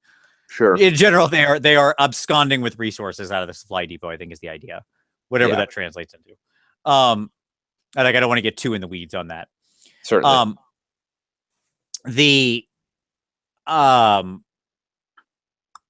Thinking about that, yeah, like I think you're right. And there are, like, what was pointed out was that, like, there are other interesting ways we could construct this scenario in like attacker defender ways, right? Where where one person starts with a set total and the other person's goal is to sort of rob them of that many, right? So it's interesting because there are other ways you could go with this. Because I want this to be a big free for all. Okay. Yep. Remember, because this is a multiplayer scenario, like this could have more people in it than this may be more than two. Yes. Right. So you can have people trying to knock each other out of buildings, going back and forth, all that kind of thing. So let's stick with this. That's fine. We won't keep it too complicated. If you have at least 3 more victory points than all other opponents, minor victory. This should be bold. You gain a minor victory if you have at least 1 more victory point than all other opponents. Now, okay, and that's fine. Like, whatever. It's good enough, I suppose.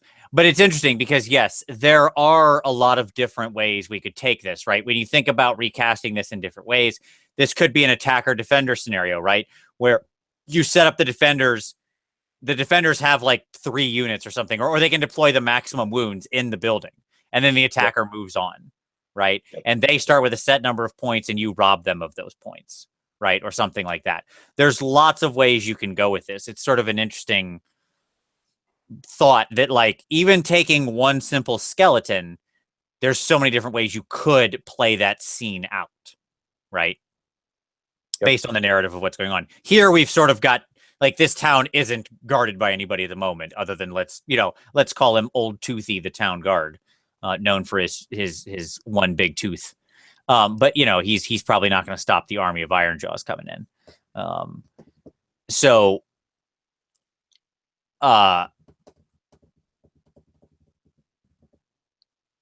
do we have anything else? The option to, like, the question of, like, when you have this many players, do you need more buildings? That's a good question. Standard Left raised that. So since, because it's multiplayer, do you need the option to add more buildings? Maybe. I can see that being a thing. I think that's another way you could go with it. I like the idea of scarcity of resources where you're constantly trying to knock each other out of it. Let me push back on this. Okay. I think that that's an excellent point regarding the player number. And actually, what I would push back is, rather than this being a 2 to 6, I think this should be a 2 to 4. Okay. I'm okay with that. I knew I was being too optimistic when I went for 6, but I can't help myself. Yeah. No, it just given the number of resources that's being fought over, I think 4 would be appropriate. I don't think 6. Yeah, so either 1 less or 1 more than the number of buildings. Yes. It also makes it interesting because in a 4-player world, the guy the guy or gal who doesn't get control of a building gets way more incentivized to knock them down. Right. Right? Yep. Because there's no like, fine, that's how you guys want to play this? Bring in the wrecking crew. Which by the way, this scenario, real winner for Grotz. Unleash the unleash the little wrecking ball guys. Yeah, the fanatics are gonna go wild. Manglers are gonna be real happy too. Yeah, like rolling in, just plowing buildings over. So, I think what we've come to, because we've been doing this for a while now. It's like 11:16. Well, from the actual design process, we're approaching 2 hours, like Yes. an hour and 40 minutes or so. Yep. And I think that this feels good as a first draft. Okay. So let's go back. Let's go off the screen share here. Well, let's wrap up what we've done, and then we'll go off the screen share. So what we've made is a what we've made is a nice little simple scenario where the narrative is you got this small town with some critical buildings that is not currently guarded, and it's being raided by 2 forces that come upon it at the same time, 2 or more forces that come upon it at the same time, all trying to get its sweet loots. Yep. Right? And so we kind of tooled that out and kind of slapped down what that looks like, and what we ended with is a fun little thing that's playing with these different building types and introducing fun rules to knock down buildings and garrison buildings and trying to make some fun cross incentives there. Can I point out that it's incentivizing players to having in their forces models that do more than 3 or more wounds? Okay. And so with a -2 rend. And so one thing that's interesting about this is you would have this force or this scenario that, let's say that this was part of a scenario pack, like an event. This is going to pull force composition of the event itself in one direction.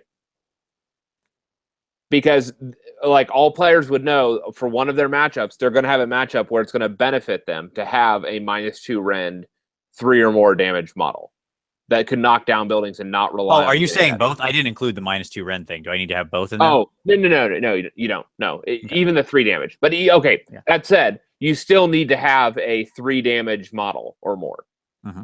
To help incentivize, so you're not dependent upon taking that cannon place. The cannon then is just gravy if you can get it.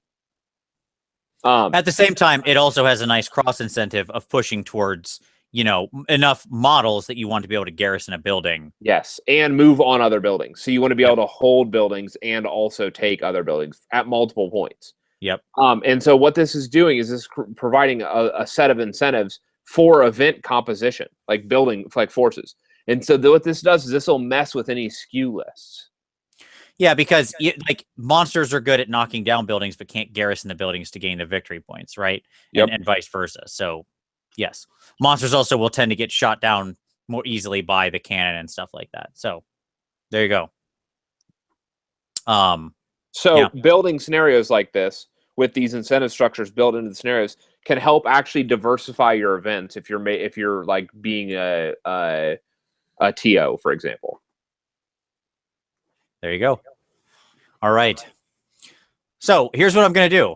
I'm going to go ahead and put this little draft scenario. I'll spin it up into a little PDF, and I'll put it out on Dropbox, and I'll put the link down in the show notes, and you can take it. And you can, contact me if you have any feedback or ideas or anything like that, or use it yourself, play test it, because that leads to the real final step in any kind of this design, which is you go play it and you figure out what's wrong. Because let me tell you what we didn't just do. Spin gold. Okay? We made things that we thought sounded fun. And there are problems with what we just did. There could be whole ways we want to redesign it. The goal isn't perfect the first time out. The goal is you get something down and then you play it. It's playable. You find the obvious holes, and then you play it and you figure out where the unobvious holes are, and you go back and you fix it. right? And so on and so forth. It's an evolutionary process, not a single shot. Yep. So we'll post it.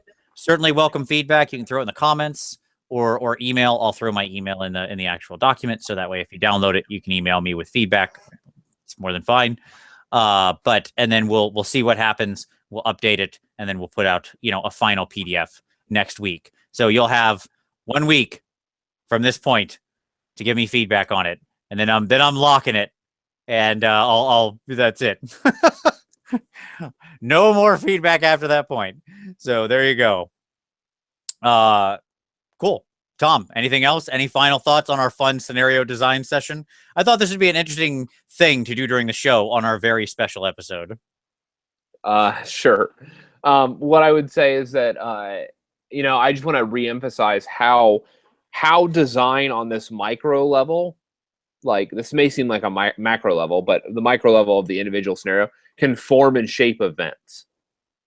Because if players have this type of scenario going in, you can help push against like skews in lists. So for example, built into this was a need for a high model count.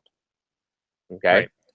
So this on one hand hurts Beast Claw Raiders. On the other hand, they're going to be knocking down buildings left and right with their snowballs. So, sure. Like, it's going to go both ways. Like, I know the feedback we're going to get is those buildings have way too few wounds. I can feel it already, but that's fine. Well, yeah, because a single Beast Claw player with a standard deployment would knock down all buildings turn one. No, that's not true. Yeah, it would take them 2 turns. Each one can throw six wounds of snowballs. Yeah, so 24. There's more than 24 wounds on the table. Okay, let me change that then. They would knock down the 2 objectives that aren't near their starter zone, and they would pile into the other one and win the scenario top of turn 1. Sure. Yeah, that's a problem. That's a problem. But that's the point. That's why we're doing this. Again, we're not to the development stage of this scenario. Right. Vince and I have just walked through the design. The development stage happens then after this. Right. And what it is you do what I just did, which is wear the holes and poke, just destroy your scenarios and figure out what needs to be done to accommodate for those things. Yes. Don't be afraid to kill your darlings. Absolutely. Yep. So that's what I would say. Cool. Well, there you go. So like I said, look for I'll PDF it, include my email, and throw it out on Dropbox. Look for it in the show notes.